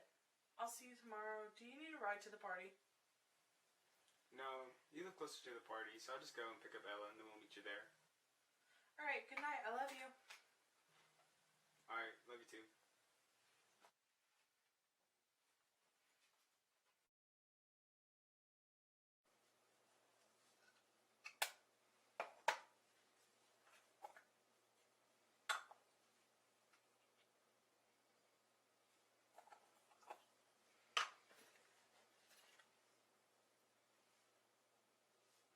Is that what you're going to wear tonight? Because I like it. Why can't you wear something normal? It's cool. Okay, we'll be safe tonight. Okay, I will. Love you. Hey guys. Hey, how's the drive? It was good. I missed you. Are we gonna get drunk or what? Hell yeah.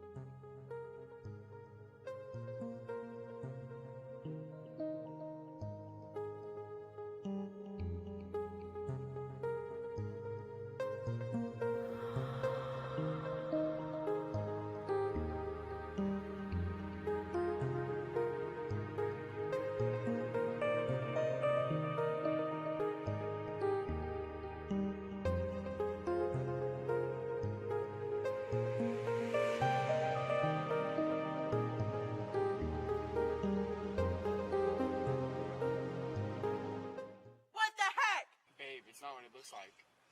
It looks like my best friend is kissing my boyfriend. We didn't mean for this to happen. Ella, you're supposed to be my sister, and Miles, you're supposed to be my supporting boyfriend. I think we should break up. Oh, so you can date Ella? Usually breakups happen before you move on to someone new. I'm sorry, Freya.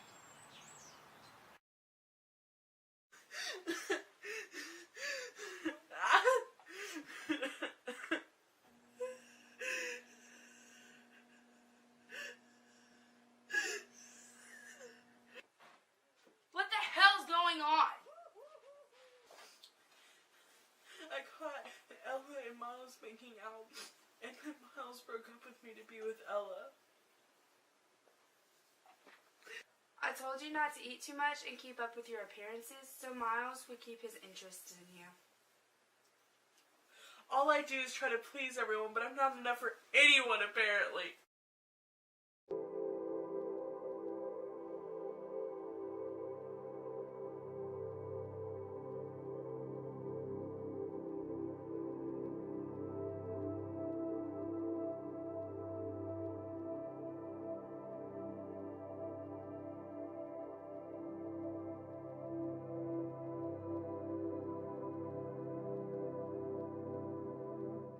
From the school today, and they informed me that you're failing 3 classes. Care to explain what the hell you've been doing? I just don't care about school anymore. Well, I'm sorry. I don't work hard for my child to be stupid and lazy. I wish I wasn't stuck with you. Such a disappointment.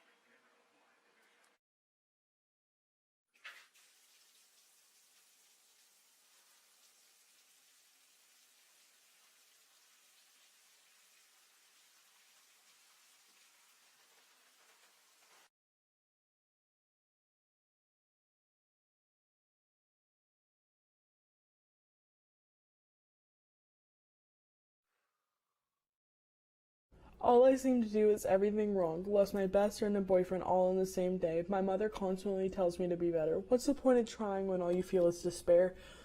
I just want to go back to a time where I didn't have to try so hard to smile.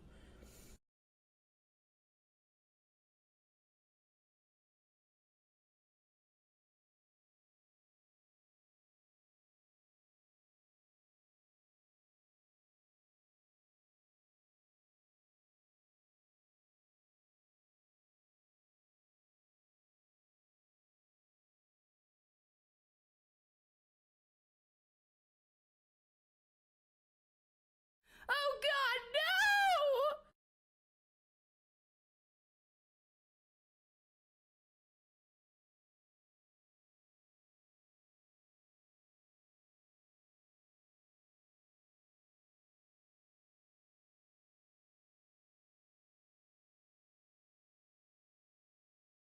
Hi, my name is Lauren Lee, and for my Capstone project, I did a documentary detailing the signs of the end times found in the Holy Bible. And unfortunately, the full version is a little longer than anticipated, so you're just seeing a few bits and pieces today.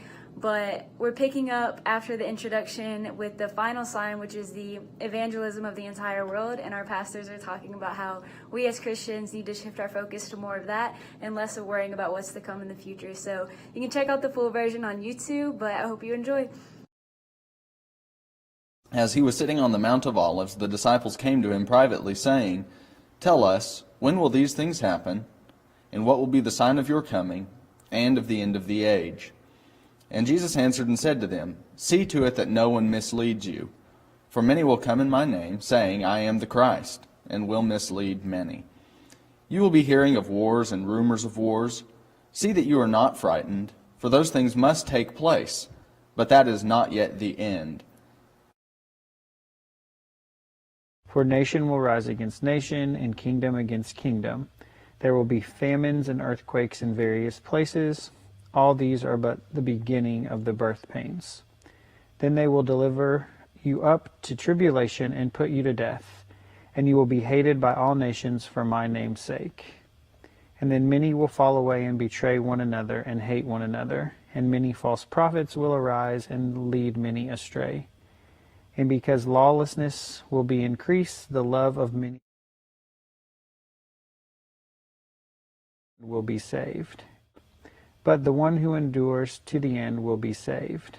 And this gospel of the kingdom will be proclaimed throughout the whole world as a testimony to all nations, and then the end will come. Father God, just thanks for this time to get together and just to dive a little deeper into your word and some different questions that people might have, and just pray that your Holy Spirit would speak and that we would listen and that we would be obedient to whatever it is that you've called us to do, and that everything that is said is here is for your glory and your glory alone, and that it be true. We ask and pray in Jesus' name, amen.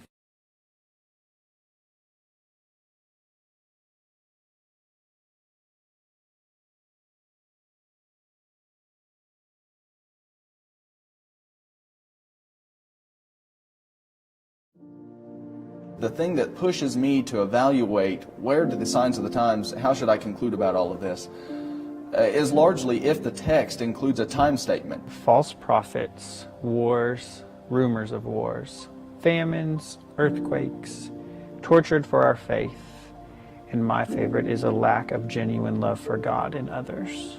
And in Matthew 24, he says all these things will happen to this generation. I think every day gets us closer to Jesus' return. And I think with each day, things will continue to move farther and farther away from God. I think there's a day coming where God will set everything right. And I think he'll take the saved home to heaven. Scripture says that God's thoughts are above my thoughts and his ways are above my ways. And so I think that's why they're happening. I don't try to understand everything that he does. That's one of my favorite things about God, is that I can't explain everything that he does or why he chooses to do it that way. What if God is sparing our world right now and he's not causing the second coming to commence and calling it quits because there are people like, let's say, you or me, who, whether we believe we're saved or not, well, let's say that God's saying, well, I'm still giving humanity time to get right with me, we're called to live, not to live in fear or worry, and we're called to live a life of love. And the end times are going to happen, whether we want them to or not, or whether we try to get super prepared for them. I talk to a lot of people who are not the most moral people. They don't go to church. They don't even really think much about God. But when they do, it's all about the signs of the times. And I think that's a mistake. I think we ought to be paying attention to how we can live right for God, knowing that He will deliver us if we're doing that, and then maybe we ought to give some attention to these other things. I think God has given us these examples, and He's given us this word, and He let us know that these things are coming. But I think what's important for us is to focus on the life that He's called us to live, and that's to love Him and to love others.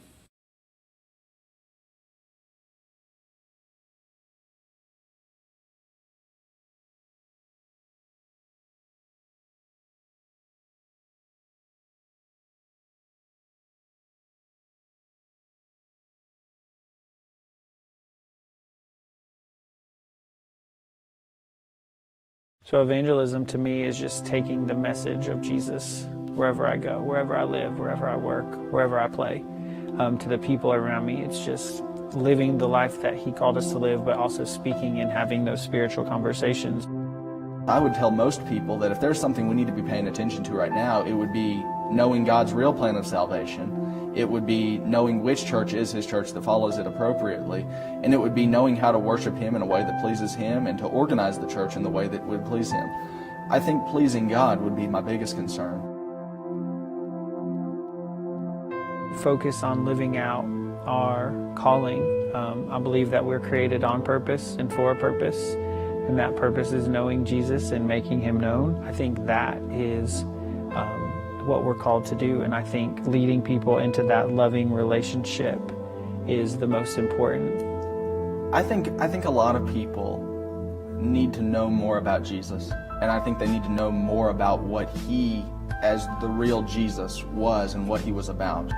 And what I want people to know is not just His real plan of salvation, not just His real church, but I want them to know a real way to live and a real way to go to heaven. The Great Commission, Jesus calls us, He raises from the dead, and He says, all authority has been given to me. And I don't know, I just think if someone came back from the dead and said, all authority has been given to me, and then whatever He said next, I would listen to. And for Him to say, go and make disciples, teach and baptize, people of all nations, I just think that's what's super important. That's what He calls us to do. Like, we're His plan, we're the people that He chose to, make His name famous and to bring glory to Him.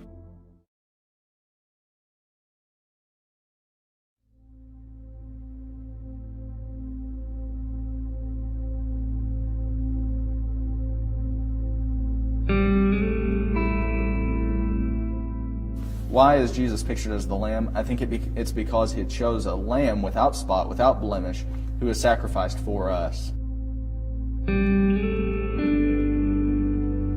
The picture of Jesus as that lamb is He's the last sacrifice or the final sacrifice. All of those Old Testament laws are fulfilled in Him. Isaiah says that we were created for His glory, and then Psalm tells us that the heavens and the skies declare the story of His glory. And so when I think of the glory of God, it's describing His beauty, His presence, just who He is and kind of what makes Him Him.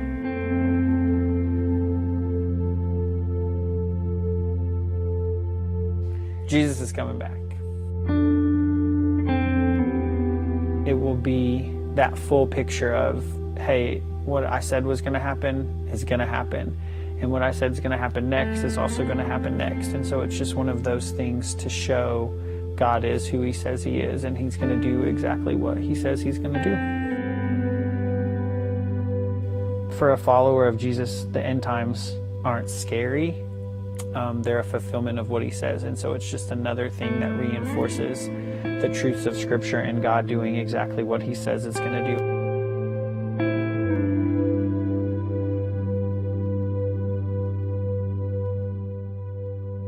I don't know all of the future. I don't know much of the future at all. I don't know how everything's going to play out, but I have extreme peace in knowing that God will take care of us and He'll redeem us. What the details are, I guess I'm just not really that concerned.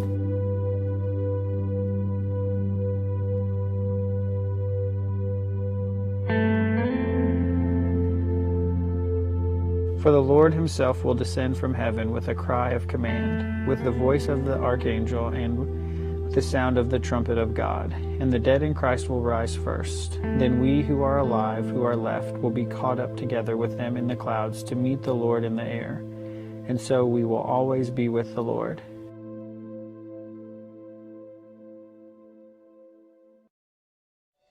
Therefore you must also be ready, for the Son of Man is coming at an hour you do not expect.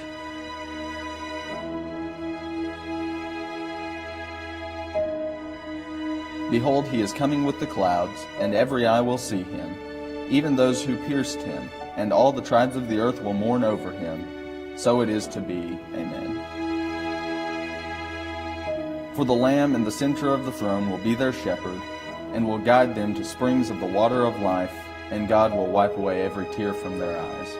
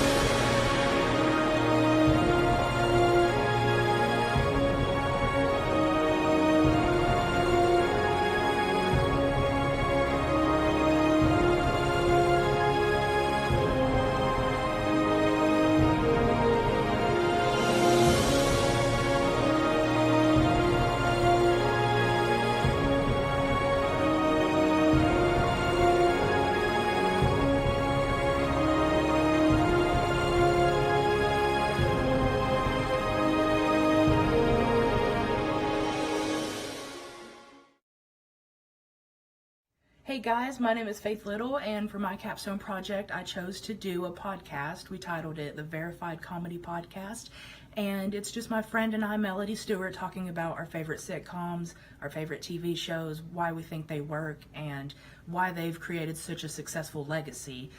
Some of the shows we talk about is The Office, Big Mouth, Arrested Development, and a lot of other ones like that.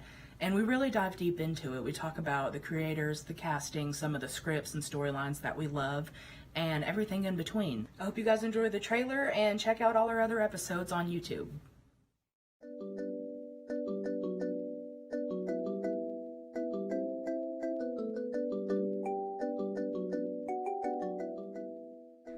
Hey guys, welcome to the Verified Comedy Podcast. My name is Faith Little, and I'm joined by my friend and co-host, Melody Stewart. Say what's up. Hey everybody, I'm Melody, and as Faith said, we've been friends for 5 years, and we really just love TV shows and television and film and just everything like that. Yeah, specifically comedy. We've always been crazy about sitcoms and stuff like that. So we decided to do this podcast and really pick apart some of our favorite shows. Just dive deep. Yeah, and how they work, what makes them funny, and successful, what stuff makes like them that. not funny. Yeah, point blank.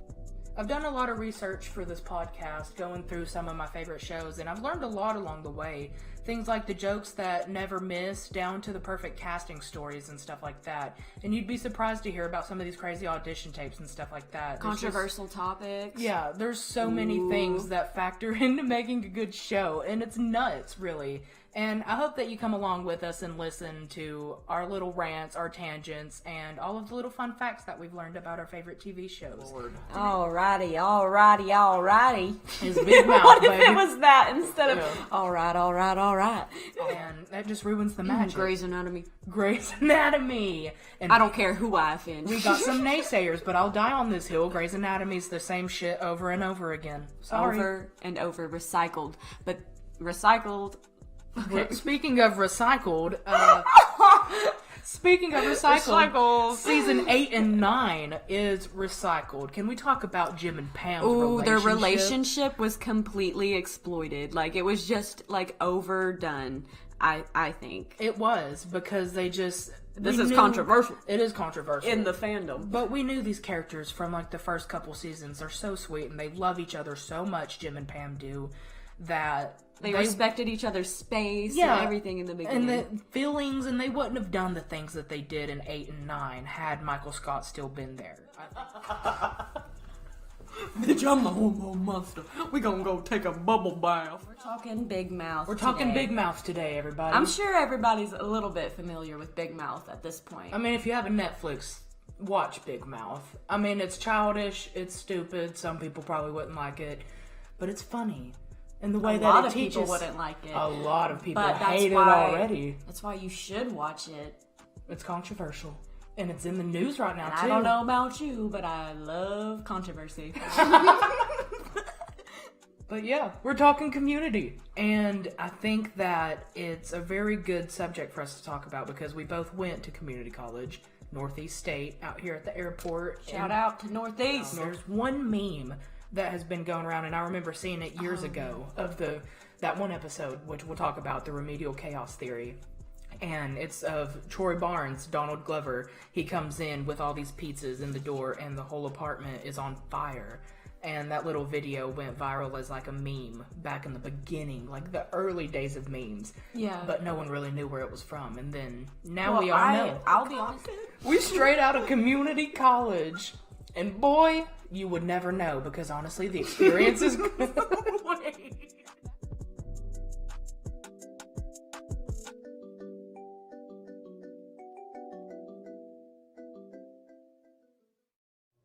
Hey everybody, it is 2 in the morning right now. I just got done exporting my final project, Sensabaugh Tunnel, and it's a short horror film about the supposedly haunted Sensabaugh Tunnel here in Kingsport, Tennessee. And I've been up for 3 days straight editing it, so I hope you enjoy.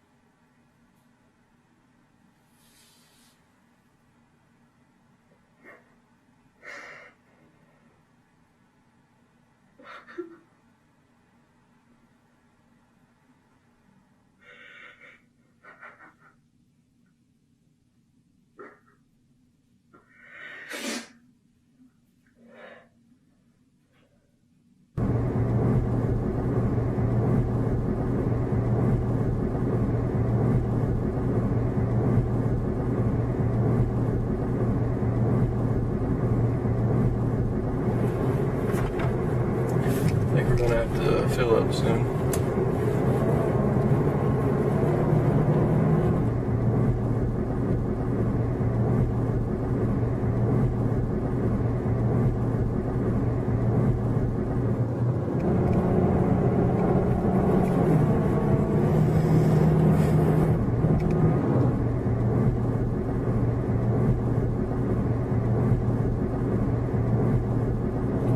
Huh? Yeah, this is that place I was listening about in my podcast. It was like some crazy dude chopped up his wife. Crazy killer stuff, you know.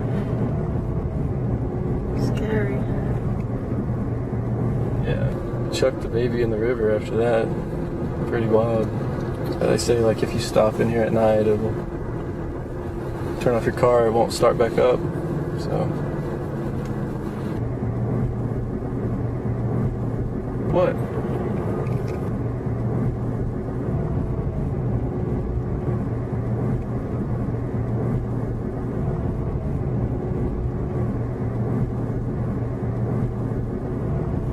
Maybe we could come back and, you know, try it out or something.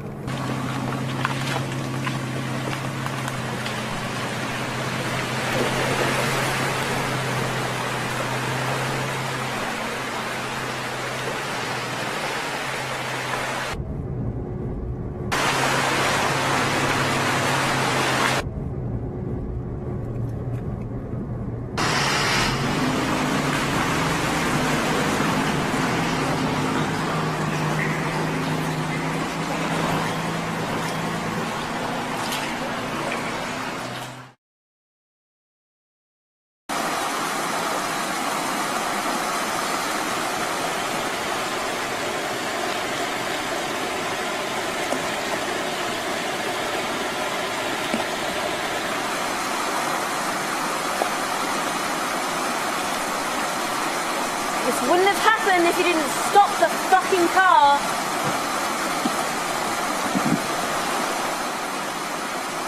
I'm sorry, okay? I didn't know. I was just trying to lighten the mood, alright? What, like getting us stranded in the middle of nowhere? How was I supposed to know? But the car was supposed to stall.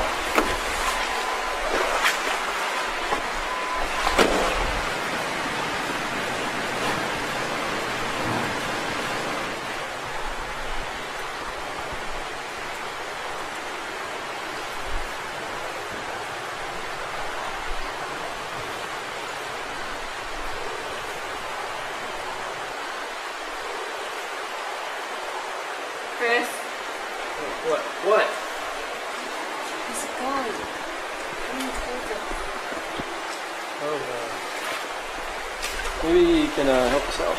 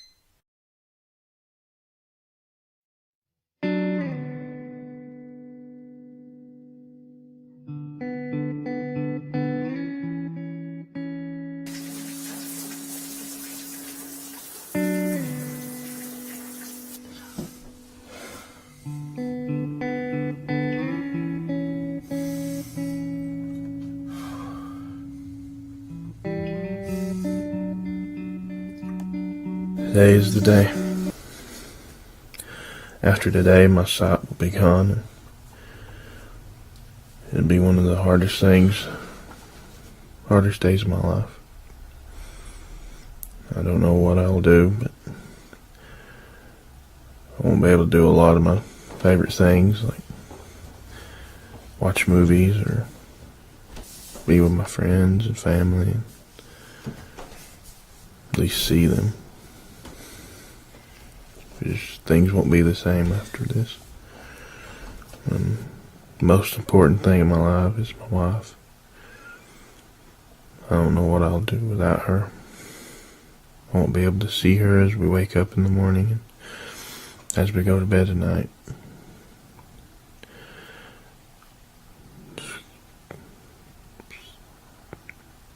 This is just one of the worst days.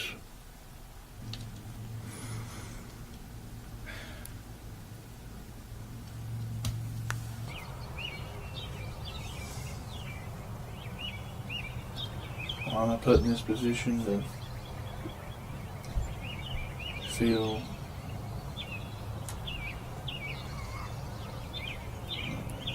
life is slipping away, yet I'm perfectly fine? What are you feeling, babe?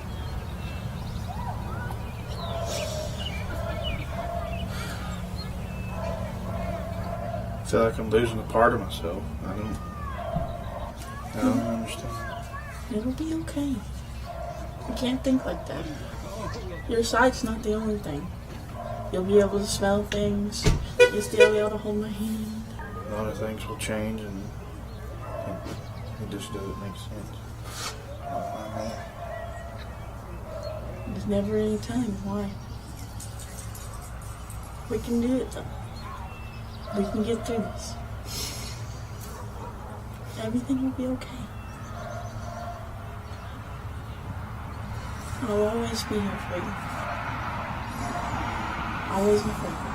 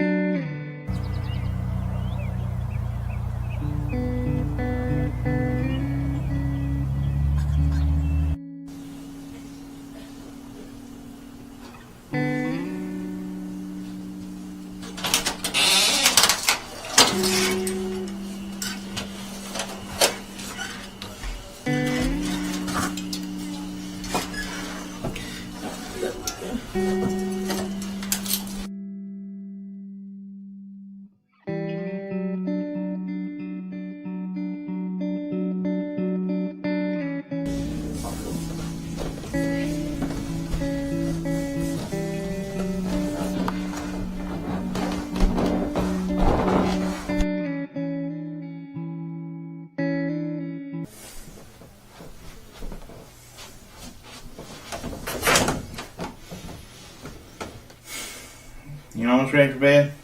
Almost.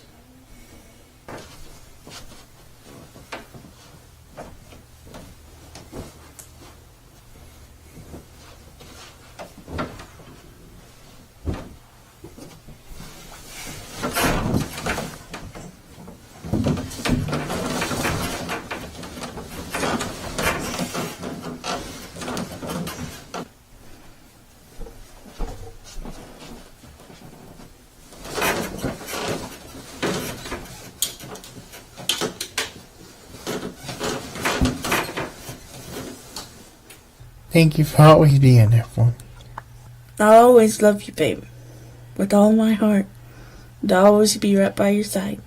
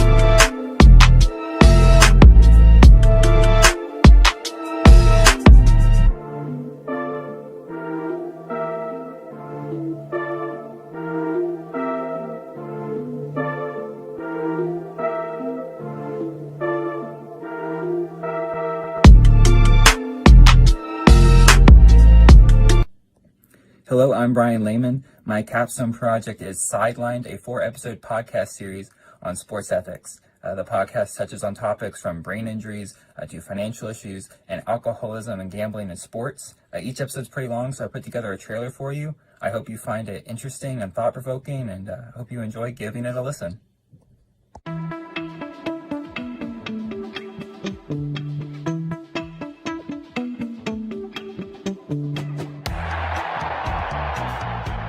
Welcome to Sideline.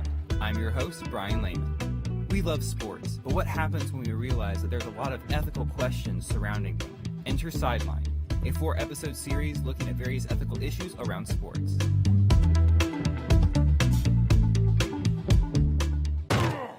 Check out these samples from each of the 4 episodes and consider giving the full-length installments a listen. First up, Dr. Andrew Dunn of East Tennessee State University helps introduce the overall topic and talks about how media is involved with sports. So there's still a lot of, areas where we feel like, I don't know if we can talk about it. Well, we should talk about this. We should talk about these things, and we should be a lot more open to talking about these things rather than just sticking our heads in the sand.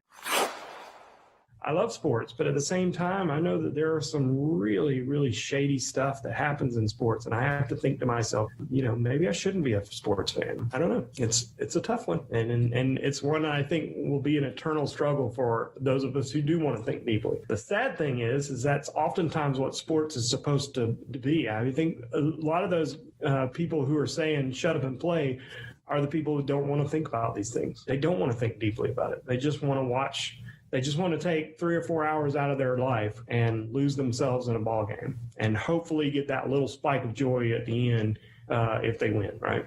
And that little spark of joy if they lose, that little spark of, well, there's always the next game. There's always the next match. There's always next season. But I think it's worthwhile to think about these issues on a deeper level and to think about what it means and how can we help? Right. And that's really where, these conversations should lead is how can we help? What can we do next? How do we make football okay for my son to play and to be engaged in? How do we make sure that we don't have another false idol like Lance Armstrong? How do we make sure that women like Serena and Venus Williams are celebrated as much as the LeBrons and the Kobes and the Jordans? Like, how do we do that? I think those are worthwhile questions, and maybe even more important than the why we like this stuff and how do we make it better. In the second episode, I'm joined by Jessica Luther and Kavitha Davidson, who co-authored a sports ethics book that proved to be the main resource for this podcast. No matter what you're talking about, the reason it's difficult for us to talk about them is because of how sports fandom is formed. And she put it really well that, think about when you become a sports fan, think about how you become a sports fan. It usually happens much earlier in life than your other proclivities. It's usually childhood. It's usually has something to do with family or your hometown. And it's your identity, essentially. It really is impossible to, extricate yourself from your sports fandom. So that's why when all of these things in sports are being challenged, it feels like you're being challenged. And that's why it's really hard to reconcile these dilemmas. I mean, I'm a generational fandom. Like, I can't remember not watching football in my house, especially Florida State football. And it was just like part of what we did. And it was absolutely and part of the identity of the family. And it was painful. I don't really watch college football anymore. And it was like breaking up. Like, it was a painful thing to give it up. And I do understand when fans feel implicated when you point all this stuff out. And it goes back exactly to what Dr. Whitworn was describing in the book. I still think it's good for us. It's good to acknowledge that it's hard. Next, local religious instructor Bill Haywood makes an appearance to help shed some light on the ethical issues of alcohol and gambling around sports. Dr. John Kemp, Professor John Kemp from the University of Southern Illinois, he is probably the foremost expert on gambling in the United States of America. He literally wrote the book on casino gambling and online gambling, and he's been fighting against the problem of online gambling because they see where it goes. They found that all forms of gambling are actually a form of economic cannibalism. It hurts other businesses in one form or another because money that should be being spent on hamburgers are being spent on gambling. Money that should be spent on buying a new car is being spent on gambling. Well, sports betting's actually worse because they're inviting you to join them while you're sitting on your couch. You're not going out and spending that money. You're wasting that money while you're sitting on your couch. You're wasting that money, and it's going to somebody who knows where, and help the economy.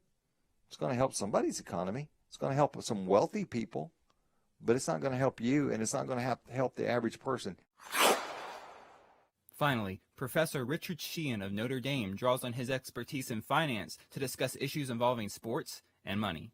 One of the things I looked at in the book that I wrote back in 1996, I asked the question there, how much do student athletes get paid on a per hour basis? So take the value of the scholarship and room and board and whatever else you want to throw in there, and then divide that by the number of hours that they either train or in some sense work for the institution. And in my calculations, the assumption that I made was if you graduate, then basically you're getting the value of the degree, which is measured by the cost of the degree. If you don't graduate, then what you're getting, you're playing for room and board. And at that point, there were a number of schools where football team might have a graduation rate of 20%. Notre Dame and programs like that, Duke, Northwestern, will have graduation rates of 95 plus. But when you start going through those calculations and ask, okay, how much do players get paid? The answer is that at most schools, they don't make the minimum wage. That concludes this podcast preview. The complete episodes can be found on my personal YouTube channel.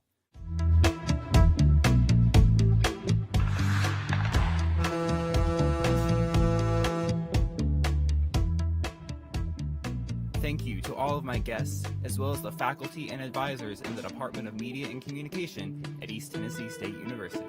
I'm Brian Lehman, and thank you for listening.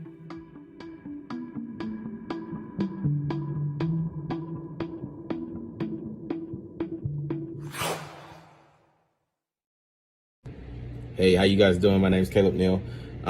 You're about to see episode 4 of my 6-episode series called Brotherhood. This is season 2. If you guys want to go check out the rest of the episodes or season 1 as well, you can just type in Young Gemini on YouTube and click Brotherhood season 1 or season 2 playlist. All right. Hope you guys enjoy. Previously on Brotherhood. So you telling me that you think my trainer's trying to kill me? That's exactly what I'm trying to tell you. Ain't that the girl from the park though? It's done. Okay, good. Just make sure you keep them hooked.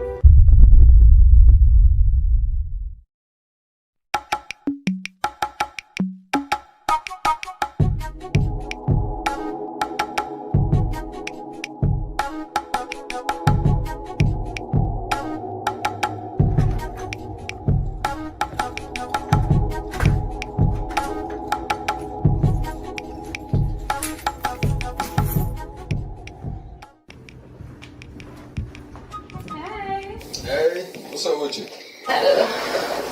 Long day at work today. You smell good. What you making?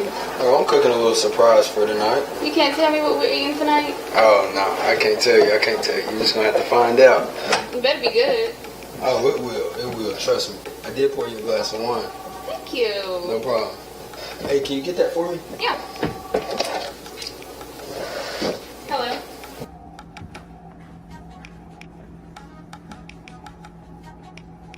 Are you sure? I'll let him know. Okay. Bye. Who was that? I don't know how to say this. What happened? Nigel's dead. Nigel.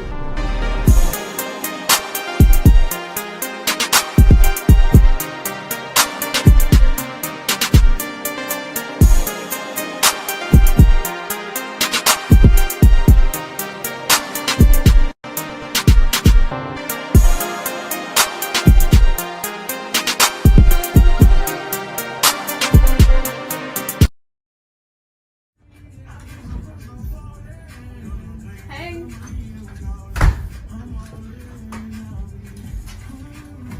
How are you doing?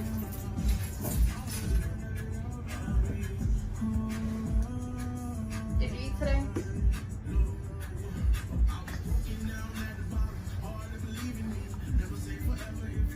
go to that job interview?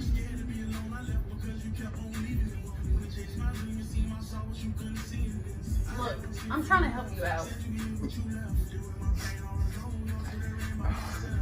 I got all the help I need. What do you mean? Yeah, Deja came by and she helped me out. Deja, my best friend? What do you mean helped you out? You know what? Don't say anything else. I'm done. I tried to help you.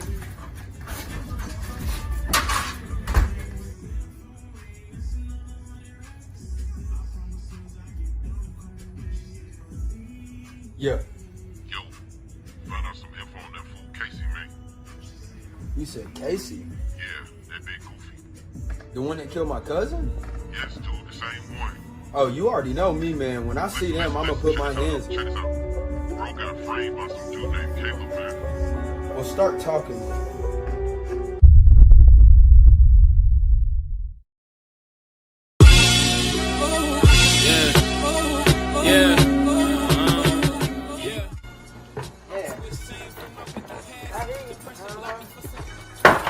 Head 3,000, right?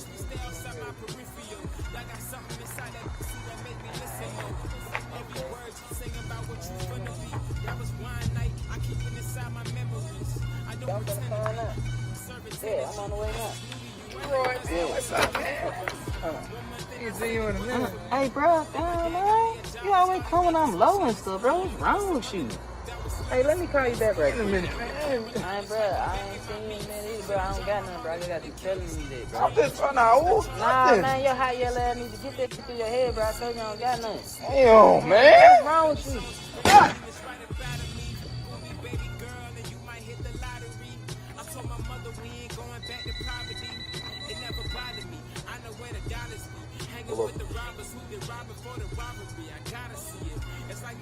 Bet I'm gonna be there. How many verses I gotta drop for you to follow me? See, I'm that for real. My girl just as like she kills bills for real, huh?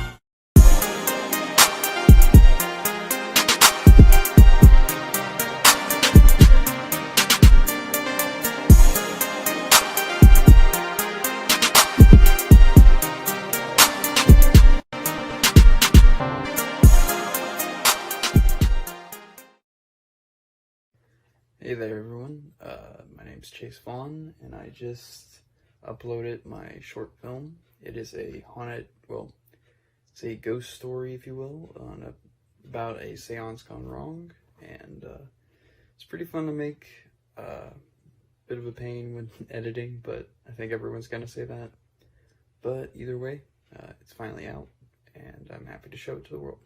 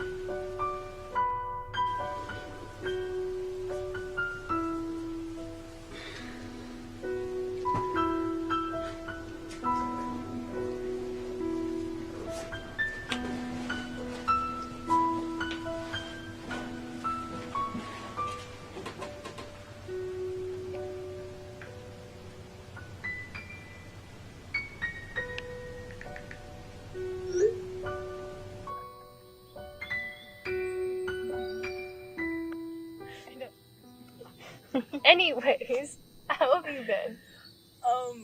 I guess you could say okay. Well, what's up? Spell. I don't know. Guess you don't want to talk about whatever it is? Yeah, it's probably for the best if we didn't. Alright then. No. It'd make me a shitty friend. Talk about it. Don't just bottle it up. The anniversary of the funeral's coming up.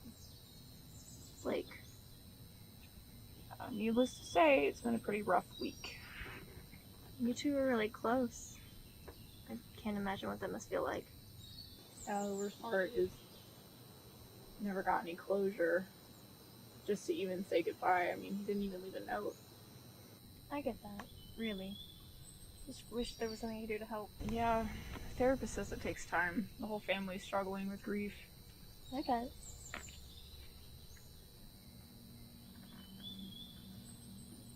I have an idea. Oh, because you're so known for those. No, really. Remember when I went to Asheville last October? Yeah? Well, while I was there, I saw a psychic. Oh my god. No, for real. It was legit. We talked to a ghost. Oh, I'm sure you did. Listen, I'm just saying that maybe. I'm not going to a psychic. Are you out of it? Well, you don't even have to go to a psychic. Maybe there's a way for you to do a seance. I cannot believe that you were suggesting this. Well, when I went, it was super real. At least consider. How does one even go about doing a seance? I don't know. I'm sure you could look it up somewhere.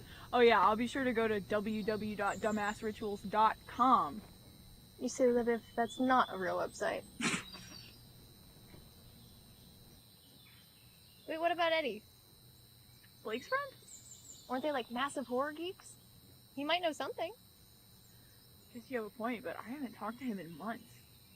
Well, all the more reason to hit him up. Still, I'm angry at you for even suggesting this. Look, at best, you get the clue you needed. If not, you wasted like 10 minutes. Shit, you might be onto something. I know I am. Plus, it might be nice to reconnect. Fine, but only because I get to see Eddie.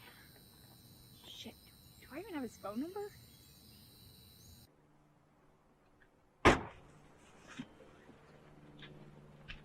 Eddie! Danny Crampton. One and only.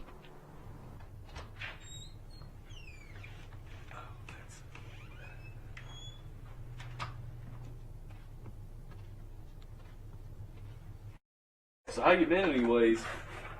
I don't think I've seen you since...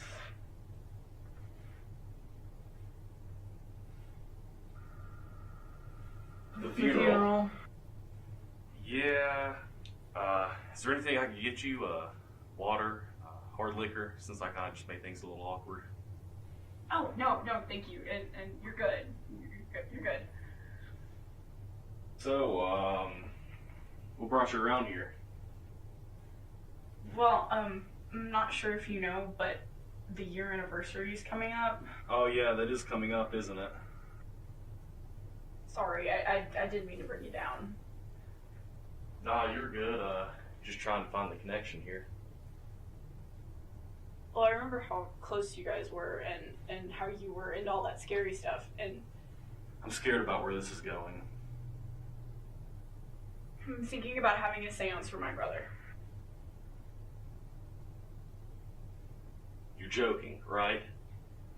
No, sadly, I was hoping that you would know something about this. Wow.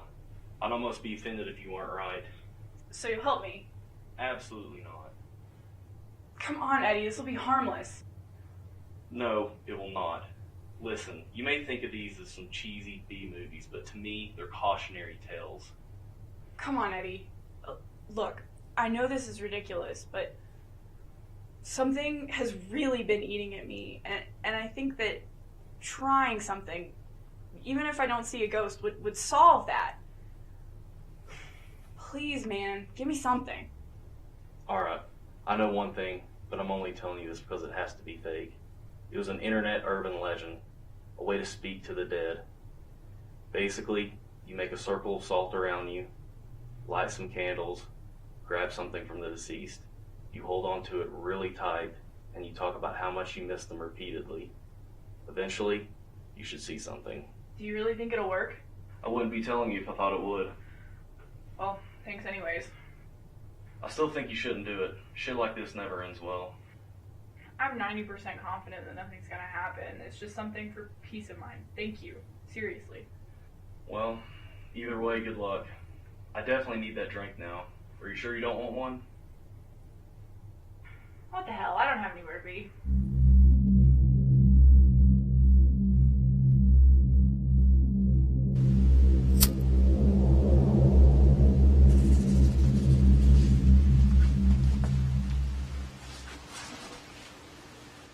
Alright.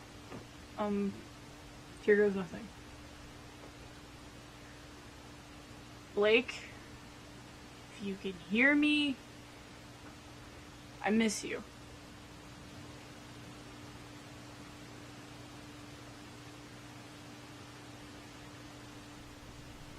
I just really miss you, and I hate that you're no longer here. I hate that we never got to say goodbye. If only you told me what you were going through. I miss you, Blake. I miss you. I really miss you. I just wish that you could talk to me again, Blake. I miss you. I miss you. I just want to see you one more time, please. I miss you, Blake. I really miss you. I miss you. I miss you. Danny? Blake? Blake? Blake? This is dumb.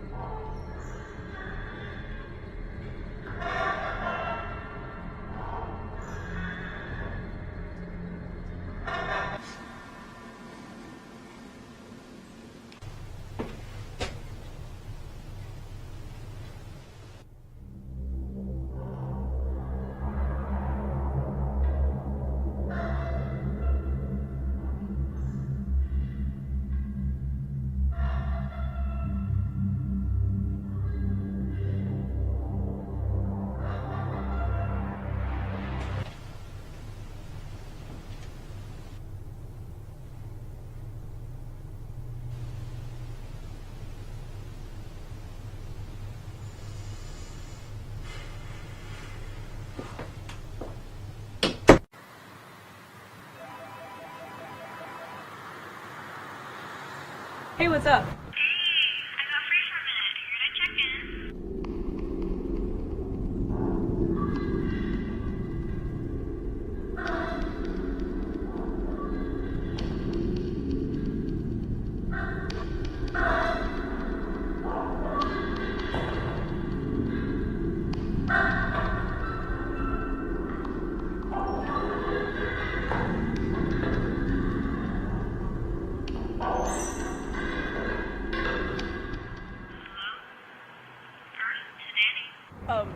Yeah, sorry.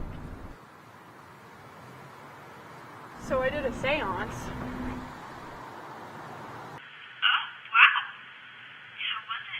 I'd be lying. I said I wasn't a little freaked out, but it wasn't anything. Well, I guess you can say you've tried. Yeah, I guess I can say that. Do you want to hang out later? I think I'll just stay in tonight.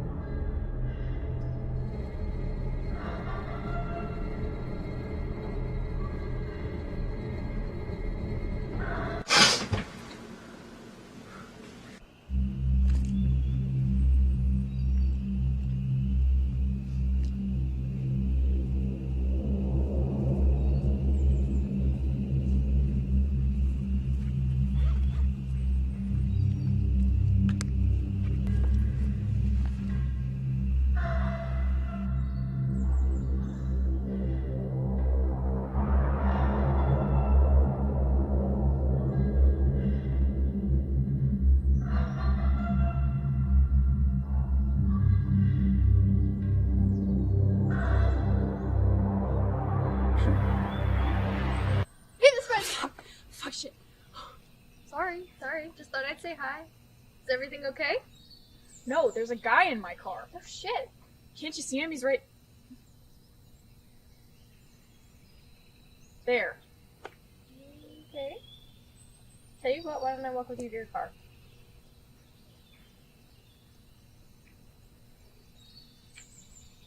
No, there was absolutely someone in my car. I'm not saying you didn't, but I will say that you don't look great. Have you been sleeping okay? Now that you mention it, I haven't been.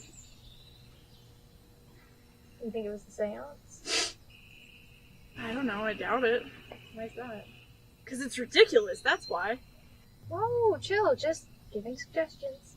Sorry, it's been a rough day. I need to sleep or something to get my mind off things. That's a good idea. Hey, just so you know, I'm here if you need me. Thanks, I'll see you around.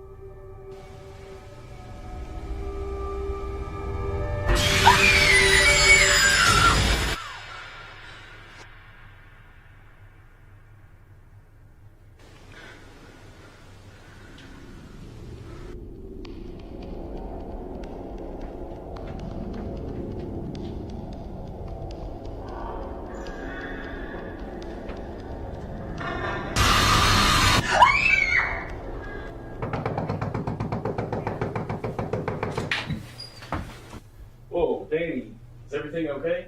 No, everything is so wrong. I have no idea what's happening. These things started showing up. I have no idea what's going on. Okay, slow down. Who are you seeing? These monster things. I don't know. When did you start seeing them? After the ritual. Ritual? What ritual? The ritual that you told me about. You mean you actually did it? Yes, and I'm sorry, but I really need your help. Okay. So what happened when you did the ritual? I did the ritual. It started getting weird. I saw Blake. Alright, what happened when you saw him? I stepped out of the circle. I think I messed it up. Well, maybe that's why this is happening. What do I do? Maybe if you go back, finish the ritual, do it right this time, that could solve this problem. Okay, thank you. I have to go.